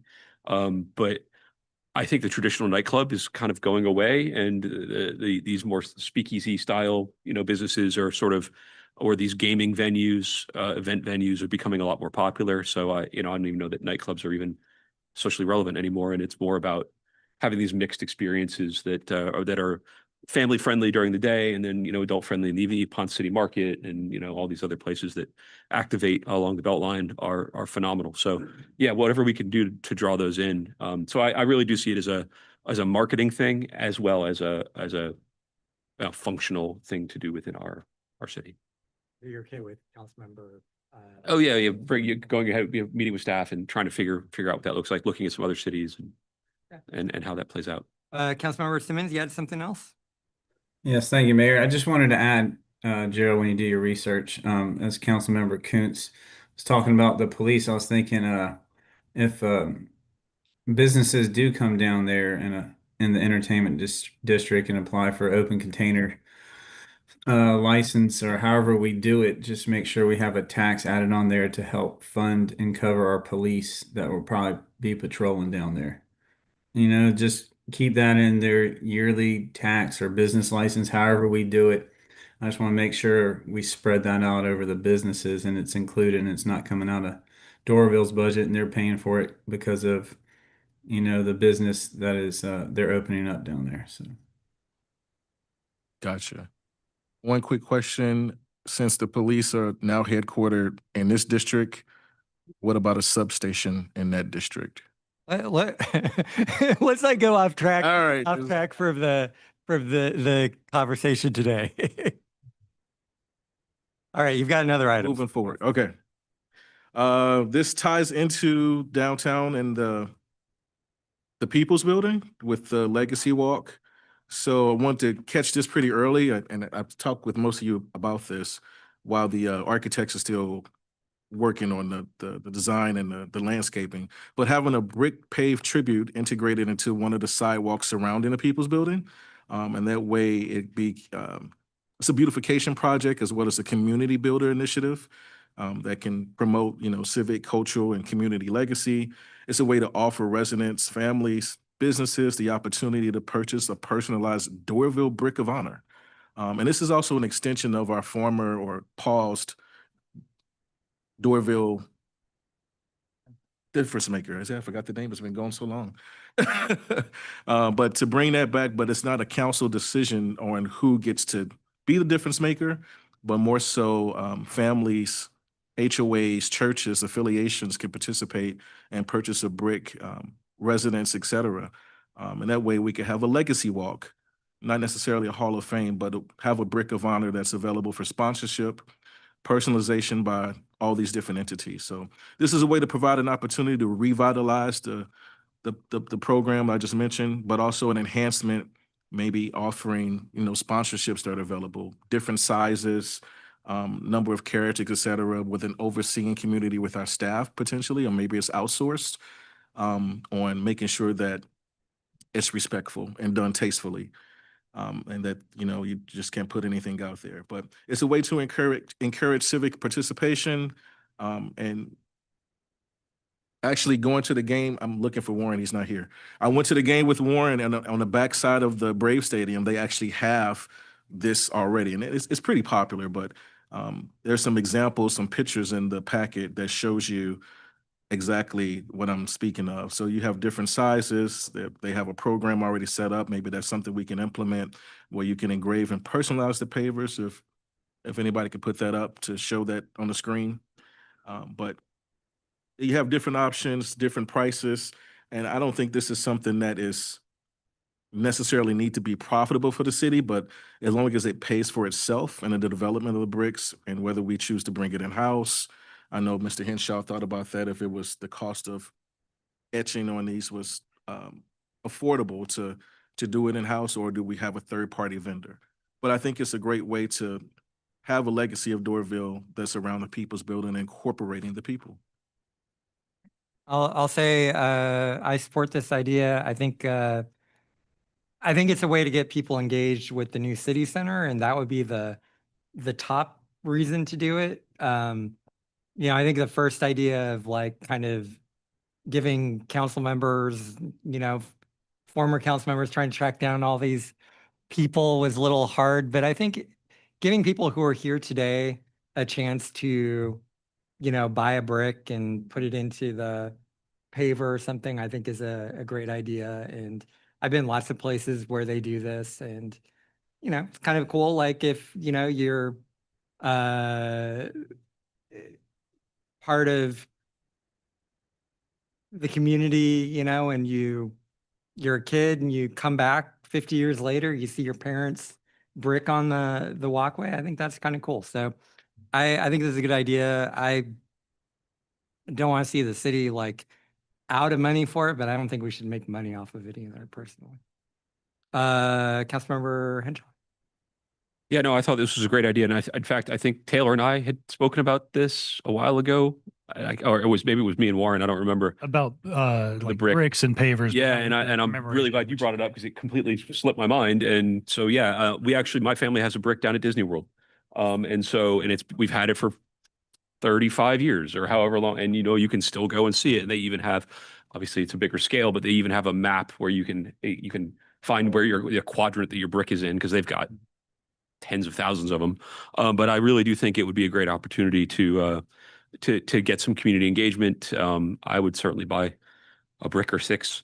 I think it'd be great. And yeah, if the city isn't going to be making money off of it, we could also use it as a fundraiser for local charities, or, you know, I have no idea what these cost to do, what the typical, you know, but there might be something that we could do where it's a charitable thing, or maybe there's just a big event where there's an unveiling and we use any proceeds for a big party or whatever it is, fun downtown activities. But yeah, and in speaking with Gerald, I do know that there's the technology has improved to the point where you can now buy laser engravers that are, you know, almost commercial quality for your home.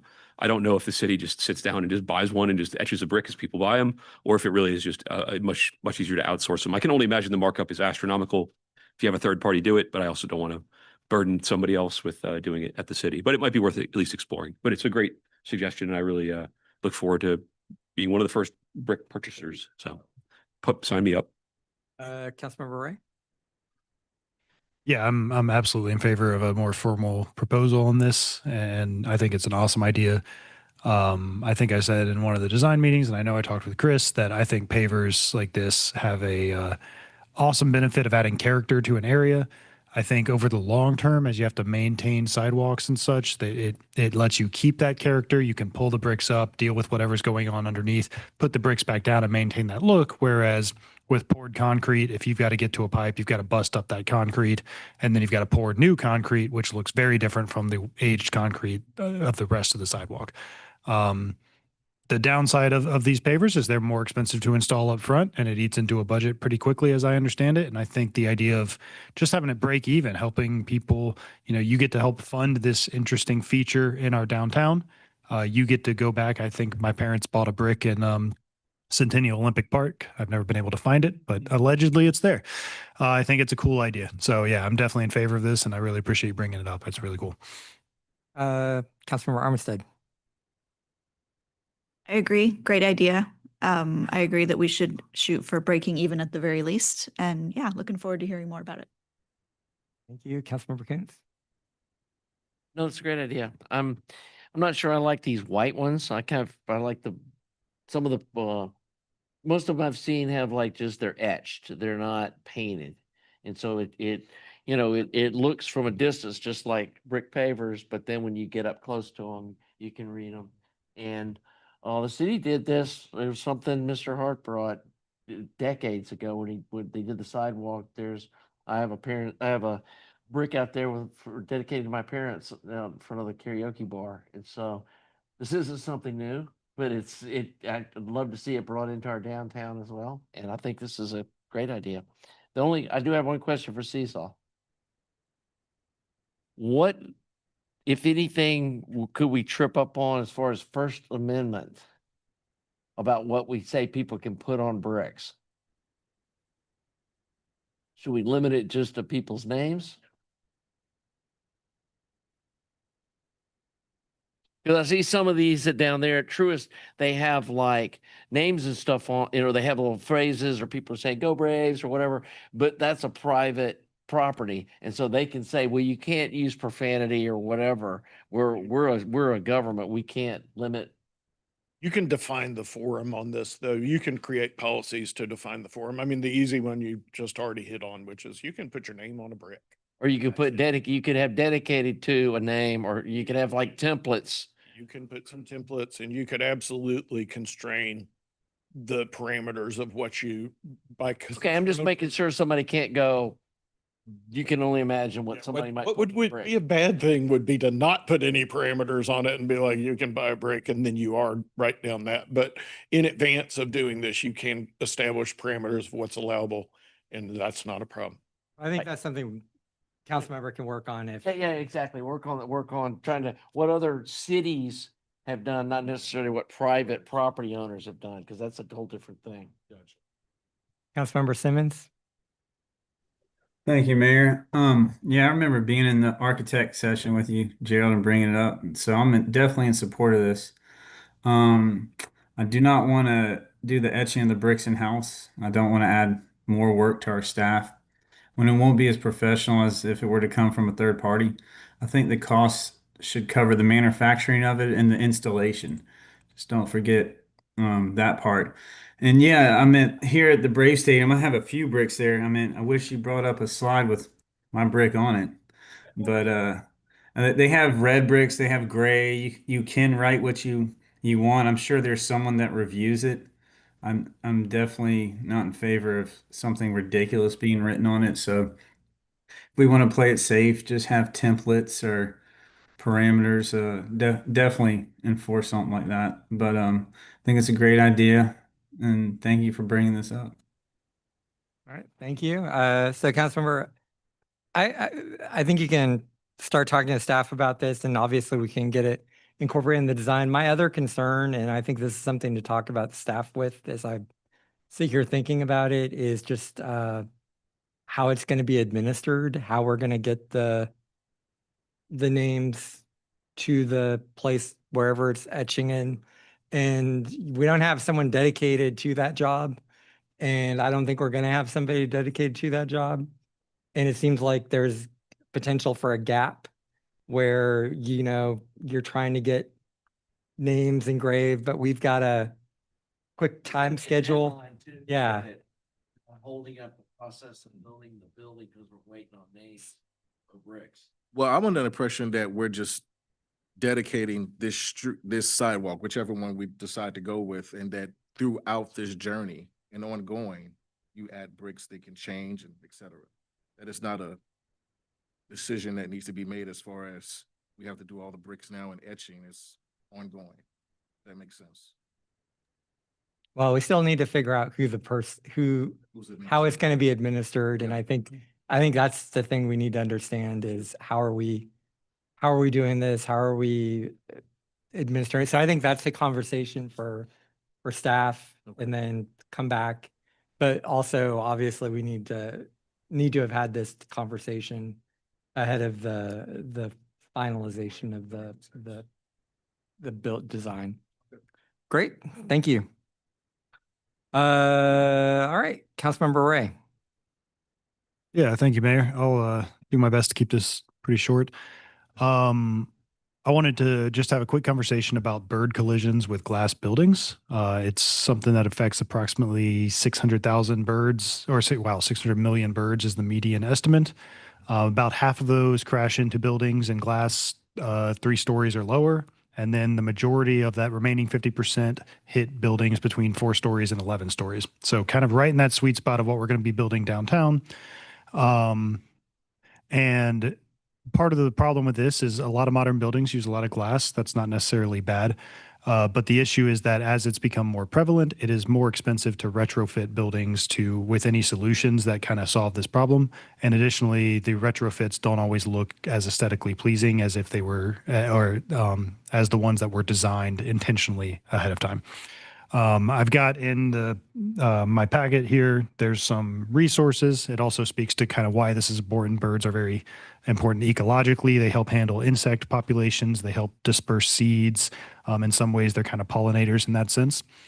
So really the ask is just, would council be okay with me coordinating with city manager, but also with the architecture firm as they're, designing future buildings for us, but also just getting their thoughts on, have they looked into this? Do they have an experience with kind of bird-friendly architecture? And would they be willing to maybe give us a short presentation and some ideas on ways we could incorporate that into our designs without significantly increasing cost, if it increases it at all, and just their general thoughts on it. So the ask as of now is not to spend any money, not to change anything, just to take a little bit of their time to get their thoughts on this and see if they have any experience and see if we, moving forward, can incorporate some of this, as it, to me, seems like kind of low-hanging fruit. And then the last thing I'll say is that a lot of these solutions also coincide with another thing I care about, which is sustainable design. They help shade the buildings, which help lower energy needs, which is better for the environment long-term as well. So happy to answer any questions. As of now, again, I'm not trying to incorporate anything in future designs. It's more just to work with some professionals who probably have better experience with this than my Google research can get me to. So thank you. Councilmember Henshaw. Yeah, I mean, I don't know that it's, too late for the current building, but I do believe that, we can have set some standards for our downtown as our partners move forward with, structures over the next few years. And there may even be, films and fritted glass and other things that you can do to even integrate into the building that's being designed. Potentially, I don't know, but I'd certainly be willing to let you at least speak with somebody about that. I don't know how much difference we can make, but any difference is a positive one, to be honest. So setting a good example, I've had a couple bird strikes on my house, and it's not fun to be there when that happens. So yeah, a small amount of time with an expert can't do anything but positive. So, Councilmember Armstead. Yep, I agree. Happy to have you look into it. Councilmember Kuntz. Yeah, I mean, I'm not really in favor of doing anything that would like dramatically change the aesthetic of the building that we've approved, because that took a while to even get kind of little herding cats getting to that point. But there's one solution or one image that looked, the one with the little dots. I mean, to me, that doesn't really change what a building looks like, and it actually adds kind of a cool feature to the glass that is just, it's kind of a little kind of modern art look kind of a thing to it. And I don't know if the dots need to be white or if they could be black, and would the bird still see it? I don't know, but to me, especially if those dots were black, we wouldn't even really see it, but it might be enough where the bird would see it. And yeah, I'm not, if that building's got a lot of glass in it, and I don't think it's gonna be a great thing if there's like dead birds all over the sidewalk and, people showing up at the library and there's a dead bird laying there when they're bringing their kids, or, we want to avoid that if possible. And like you said, we don't, killing birds isn't a good thing, but I also don't want to put like funky lattice work over the front of the windows or put stained glass, or we had a neighboring city that dealt with stained glass. We don't need to go down that road. But the little dots, if that's something that can be added to the glass when they're manufacturing it, and I want to make sure that it's not a maintenance where it's not some like little vinyl stickers or something that 3 years from now are all peeling off and look bad. And it would need to be part of the glass itself that wasn't gonna, well, I'm just saying, yeah, and now's the time to do something like that, is to have the glass manufactured with the little things, whatever they are. But yeah, I'm happy with you to look into that, but I'm not interested in doing something that's going to really massively change the look of the building. Thank you. Councilmember Evans. Go for it. I'm curious if they haven't thought about this already, but it's worth finding out. So, Councilmember Simmons. Thank you, Mayor. So yeah, I'm okay with you talking to them and looking at options and ideas. Definitely don't want to kill the design or increase cost of the people's building. Just have them, if you do, have them do it as an add alternate, so we can actually see the separate cost when they do it. And is this something we would go forward and require other buildings in the city of Doraville to start implementing? And that's just something to talk about when you come back to us about it. Right. And I think the architects are coming to our next meeting, actually. And maybe, Chief, you can give them a heads up, because I've heard everybody say they're open to this. So maybe share the agenda item that Councilmember Ray brought us. And, if you want to facilitate a conversation between them and him, that's great. But at the very least, maybe we can have that discussion next week or as part of our broader discussion. Yes, sir. I'll reach out to them tomorrow and we'll get that moving. Okay, great. You okay with that? Yeah. Okay, great. All right, Councilmember Simmons, you've got 2 items. I'll be quick. Thank you, Mayor. So we did such a great job with the CDBG grant last time, right there off of the access road, going from Dunwoody to Tilly Mill. I want to get prepared to put our next location there, so we are prepared to apply for that grant when it becomes available. So I was looking there. There's a place off Flowers Road. A lot of people from MARTA walk from MARTA to work in the tank farms and the businesses over there, and I see them all the time walking along Winters Chapel, which goes from Longmire towards Woodwind. And it's very dangerous. There's no sidewalk there. 18-wheelers are going by, gas tankers going by. I'd like to ask council if we can get the engineering ready for a sidewalk to be put along that road and maybe wrap around towards Woodwind, but at least on Winters Chapel for the people there. I just want to be prepared where we can apply for a grant, and this will be our next location. That's my ask. All right. Can I ask Austin to come up really quick? Because I just want to ask, I know we pulled the last CDBG grant to do that connection between Dunwoody and the gas station over by Tilly Mill, but we also have a long list of projects that are in our mobility plan. Is this Flowers Road one? Sort of. Part of it is in the mobility plan. The sidewalk goes from Longmire Way, where the tunnel goes under the railroad tracks, and then continues to where Winters Chapel and Oak Cliff Road meet. So that part is in the mobility plan. The part that continues up Woodwind towards Tilly Mill and the mosque and Hightower Elementary is not. I mean, that's the dangerous part that that he's talking about too. I guess and I think Council needs to weigh in. My thinking about this is maybe we need to add in this to the mobility plan if council sees fit. I don't think we should be, me personally, I think we should be using CDBG funds to try to eat away at what we've said are our goals. If this is one of our goals, then that's great. But I would think we've got a bunch of sidewalk type projects in there right now, right? Okay. Well, Mayor, also, can I add something, Mayor? Go ahead.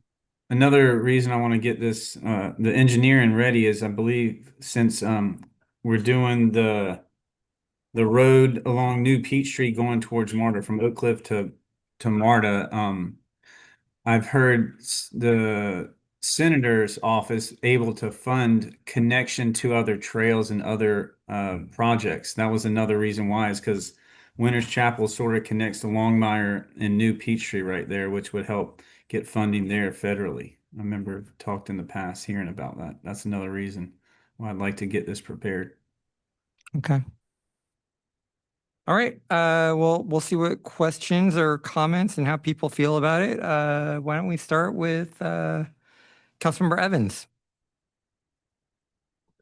Thank you, man. I'm not opposed to this, Warren, but I would like to incorporate this with the mobility study because there are a lot of areas that are missing sidewalks. I'll name a few. Veranda, that they built the sidewalk for those new senior apartments, but as soon as you exit, you're walking in the street. I've seen many residents do that, and they're usually with bags or carrying a cart going to the Super H Mart or going to the corner, which is also a busy corridor with heavy traffic. There's also the Winters Chapel Bridge, which doesn't have a sidewalk currently, and there's cars whizzing by there on both sides.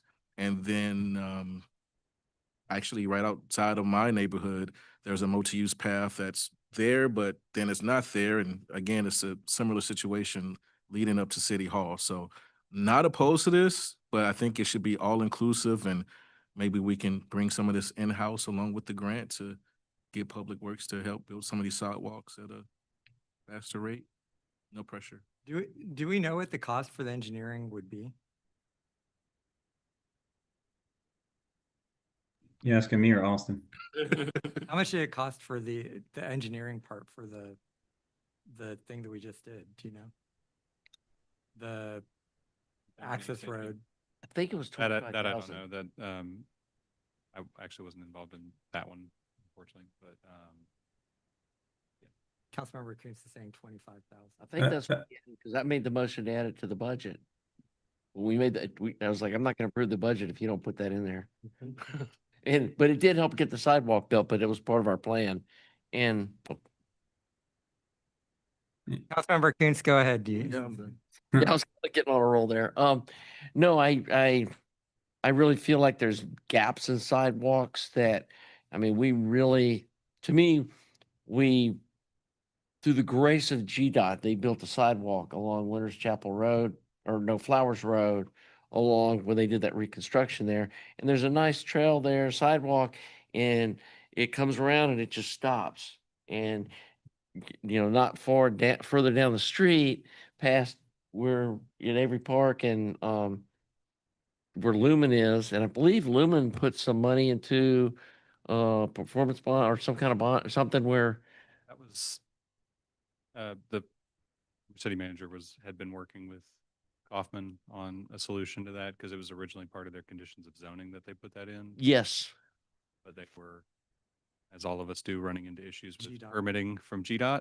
Correct. And so, trying to work through that project because we have Carver Hills, we've got the new townhomes on Van Fleet, we've got Lumen, we've got the city halls down there now. So the folks coming that live up in that area along that road and north there, anybody wanting to get to City Hall, they were taking that path, they can't. It stops. And so I would rather see, not that this area isn't needed, but if I had to pick a place, and I think that's in our mobility plan of creating that connection from Carver Hills up to the MARTA station.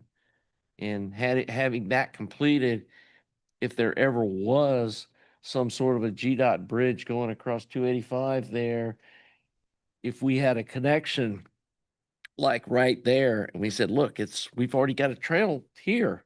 And so you've got, this is why we need pedestrian connectivity across to our new downtown. It would give us a better leg to stand on. So that's kind of my pitch on where I think it should be, but I think that trail is extending too, right? We just The part that's already built was built by GDOT because they were doing work on the interchange right there. We're working on the other parts. That's part of the land swap agreement that y'all approved a couple months ago, actually. Yeah, we're working on that. I'll say, I think this is a good area to focus on. I just personally, I think we need to add it to our mobility plan before we start.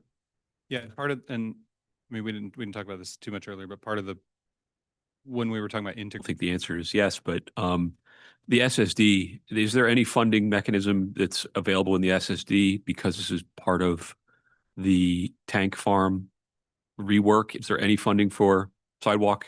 I think that was Attorney shaking. that was a no.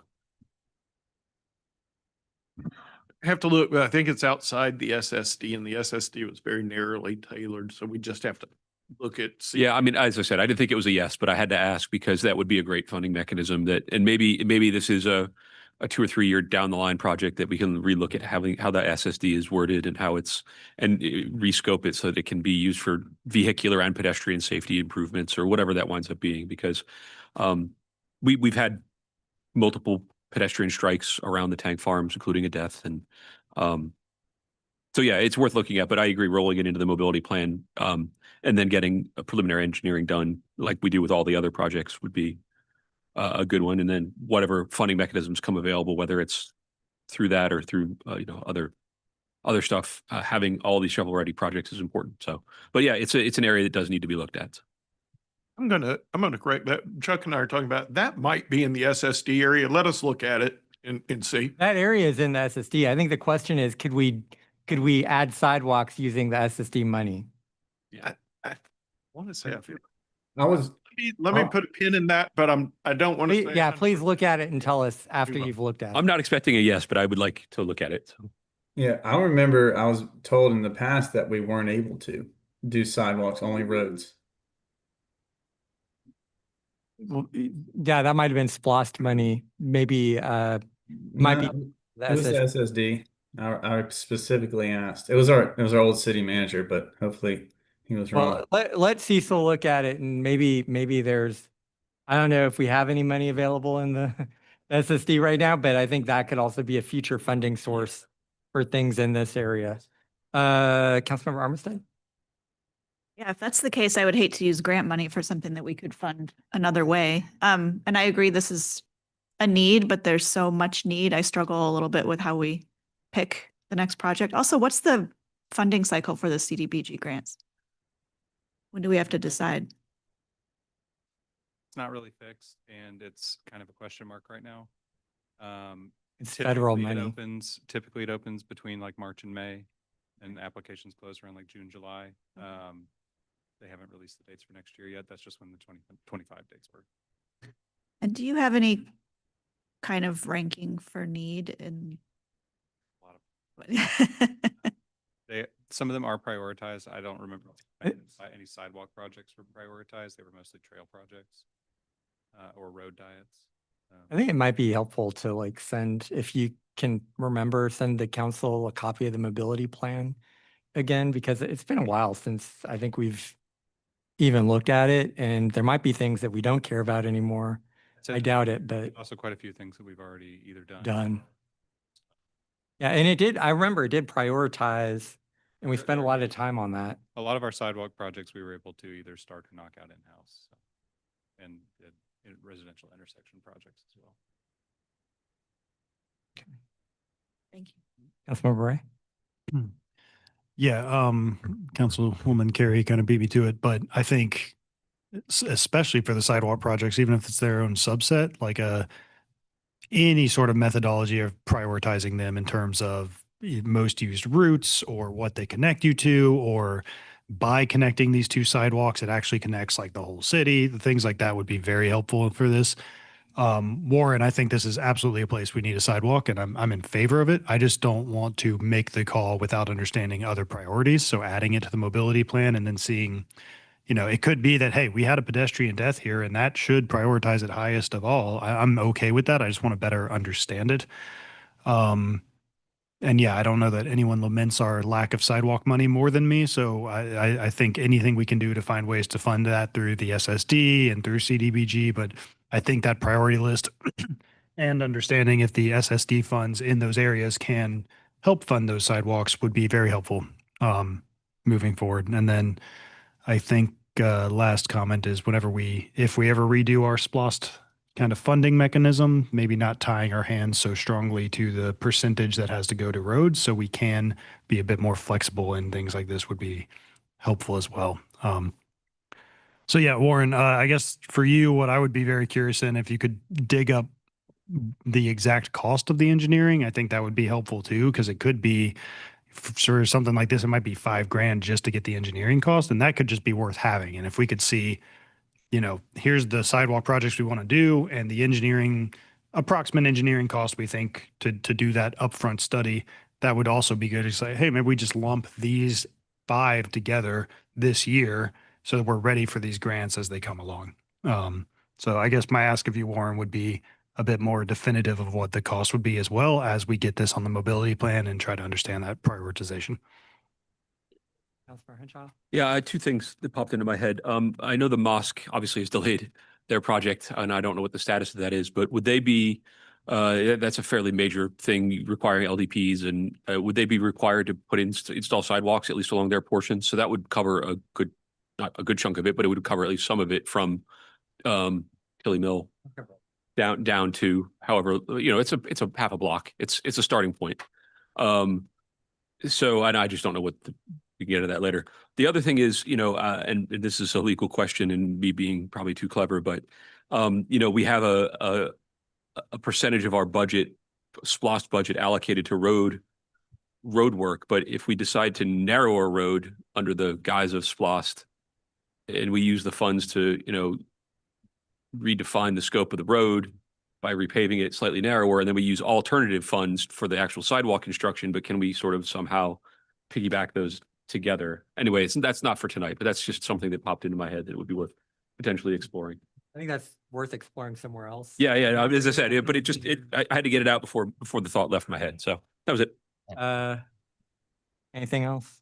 All right, council member. So I think we need to focus on this area, but let's work on getting it into the mobility plan and then go from there. Are you okay with that? No, that's fine. I'll work on that. And pretty much my ask was just about getting engineering fees, for it, which I'll find a cost. I wasn't trying to do the road. I just wanted to get the engineering for it. So just wanted to be clear on that part. Is it going to be okay with you trying to get that number from staff? Yeah, I'll do that. And I definitely think prioritizing is by the amount of deaths for sure. All right, your next item. All right, so my next item and the last item is I'm bringing up a discussion regarding an ordinance I'd like to pass that prohibits pet stores from selling animals in their stores. This is coming from not reputable breeders. I have Ariel that is going to present here for us, Ariel Lefkowitz. And she will do a much better job at this than I, but pretty much we want to, since we don't have any pet shops or pet stores in Doraville right now, it'd be the time to pass this. And DeKalb County actually has passed this, so we'd follow right in line with them. But Ariel, take it from here. Sure, thank you so much. So my name is Ariel Lefkowitz, and I am a public policy specialist with Humane World for Animals, formerly known as the Humane Society of the United States. And I am happy to be chatting with you today about this potential ordinance, and happy to answer any questions or concerns afterwards. I see that the presentation is up. If you could go to the next slide. So what we're talking about today is a humane pet shop ordinance. As Councilmember Simmons mentioned, it will prohibit the retail sale of dogs, cats, and we strongly suggest rabbits being included as well in pet shops. This would be a preventative measure in Doraville, as to our knowledge, there are no puppy selling pet stores at the moment. So it would keep the pet retail market as it is. It would make sure that humane businesses would still be able to operate and open in the city of Doraville. But the design and the intent is to protect animals and people from the puppy mill to pet shop pipeline. And for the purposes of this conversation, puppy mills, we define them as commercial breeding facilities with inhumane conditions where the profits are being placed far above the well-being of the animals. And so that is the purpose of this ordinance. It is intentionally narrow to block major sales outlets for puppy mills and address that single issue. Next slide, please. So the puppy mill to pet shop pipeline is a consumer protection issue as well as an animal welfare issue. So you have the puppy mills, the inhumane commercial breeding facilities, where dogs under federal law can be stacked in cages that are no more than 6 inches larger than their body. They can be exposed to excessive heat or cold for hours at a time. And the animals can be bred repeatedly, until their bodies are worn out and they are no longer of use to the breeder, at which point they can be killed. The system, as it stands, even with the federal regulations and state regulations, is broken. There are, so far as what we know from public records that are available for breeders that have sold to Georgia pet stores elsewhere in the state, that there are multiple breeders who have sold to a couple of different stores that have had multiple state and USDA violations, including things like inspectors finding puppies that were put at risk because they were exposed to excessive heat for extended periods of time, dogs that were actively bleeding and had not received adequate vet treatment, and dogs that had been debarked, which is a painful procedure that is performed to prevent a dog's vocal cords from working, and that dog had also not received adequate treatment. So these are breeders that unfortunately do not have a history of good animal welfare that are currently selling to puppy stores in the state. And then in the pet stores themselves, because there's not adequate transparency often, and there is often misleading sales tactics, pet stores not being completely transparent with where the puppies are coming from, and they are giving false health guarantees for the puppies.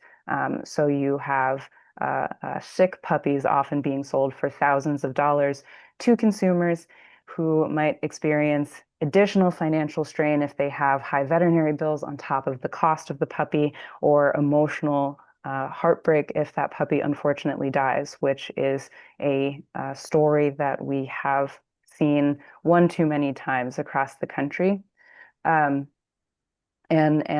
so by cutting off that sales outlet, we have seen a decrease in the number of breeding dogs that are being housed in USDA licensed puppy mills. We are also seeing that 550,000 fewer puppies are born into the awful conditions at these licensed puppy mills since 2020. So it is making an impact. It is decreasing the size of the issue, although there is certainly still a ways to go. Next slide, please. And the language for ordinances like these are very straightforward. It simply says that and I believe that draft ordinance was included with the agenda tonight.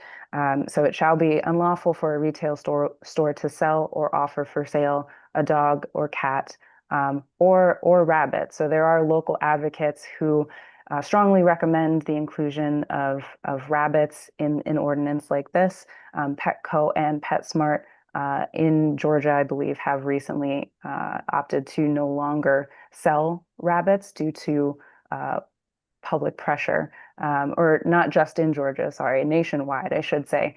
And it is important to note that that nothing in the ordinance will affect pet stores from doing adoption day events. So coordinating with local shelters or rescues so that they can showcase animals that are available to be adopted, so long as the pet store is not taking a financial interest in those animals.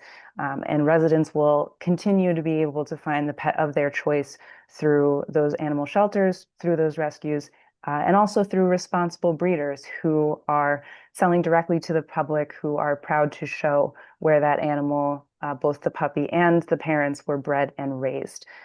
This is something that has been passed in 8 states, including Maryland, and New York. Most recently went into effect in December.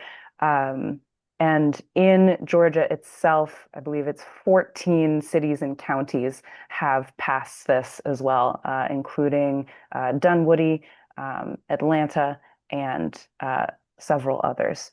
So if you can go to the last slide, that is sort of a brief overview of the issue. And I'm happy to take any questions and sort of be a resource as you consider this topic. Thank you so much. Great, thank you, Ariel. I guess like before we dive in, is there anyone who doesn't support moving forward with this? Can we just give the council member the authority to get the ordinance on the agenda? Yeah, okay. Do you want to say something, council member? Yeah, I just want to add one thing. So thank you for the presentation. And I know this is, I'll just say it. Tom Brady just cloned his dog. And I know that's an ultra rich thing. He's ultra rich, but just like big back TVs went to plasma LED to now you got Super Bowl Sunday returns after the game. It's probably going to trickle down. So I don't know if you want to implement that into this, Warren, regarding cloned dogs, resale of cloned dogs, something to think about because it's here, it's coming. And if we're going to do an ordinance on this, you might want to consider that.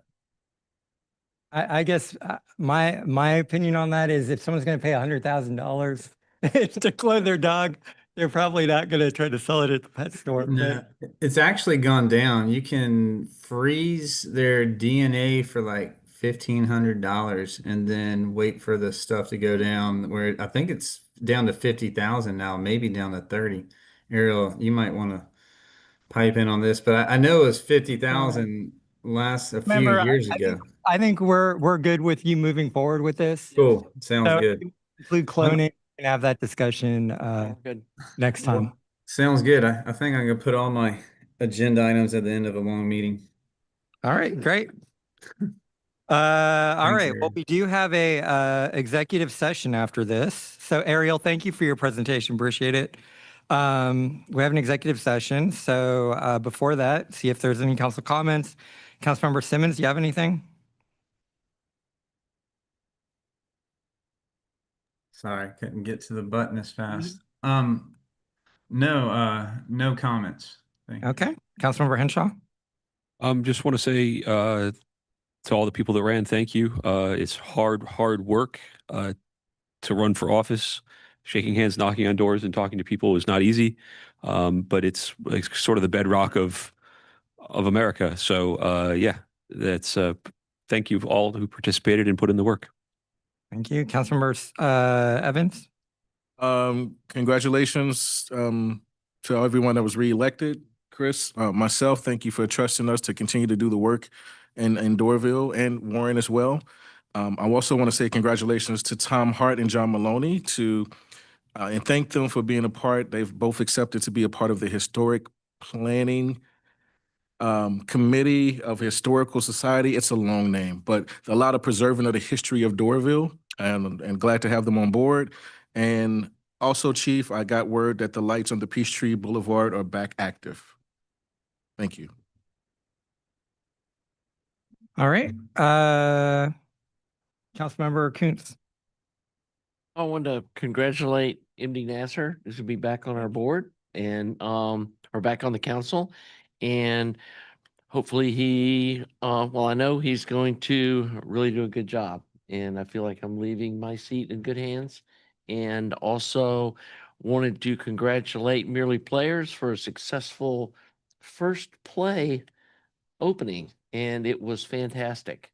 And thank the council for supporting the arts in Doraville. Thank you. Councilmember Armistead. Thank you. I know there's lots of need in our communities this time of year and lots of opportunities to donate, but I just wanted to be sure everyone was aware of one more. We Love Buford Highway is doing a food drive specific to baking items. They're calling it the Sugar and Spice Drive. So they're looking for flour, sugar, cinnamon, vanilla extract, anything you would need to bake holiday desserts. And they are distributing the donations on December 6th. So please donate before December 6th if you're able. And the closest drop-off location in Doraville is at Poster and Coffee, which is actually just a couple doors that way inside Minwa Spirits.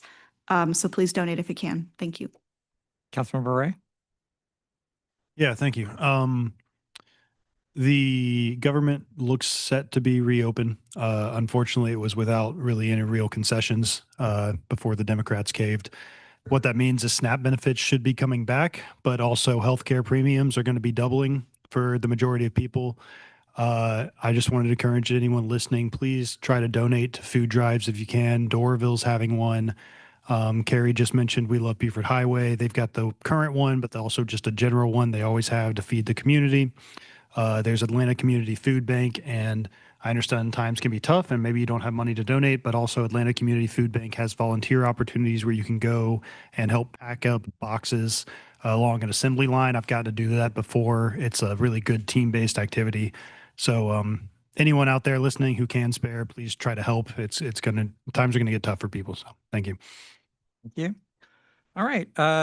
Would anyone like to make a motion to go into executive session to discuss personnel, litigation, real estate, or cybersecurity matters? So moved. Do you have a second? A Second. motion and a second. Any discussion? All in favor? Aye. Great. We're gonna gavel out when we come back into the room, but we're gonna turn off the cameras now. So this is the last you'll see us. Thanks. Good night, everybody.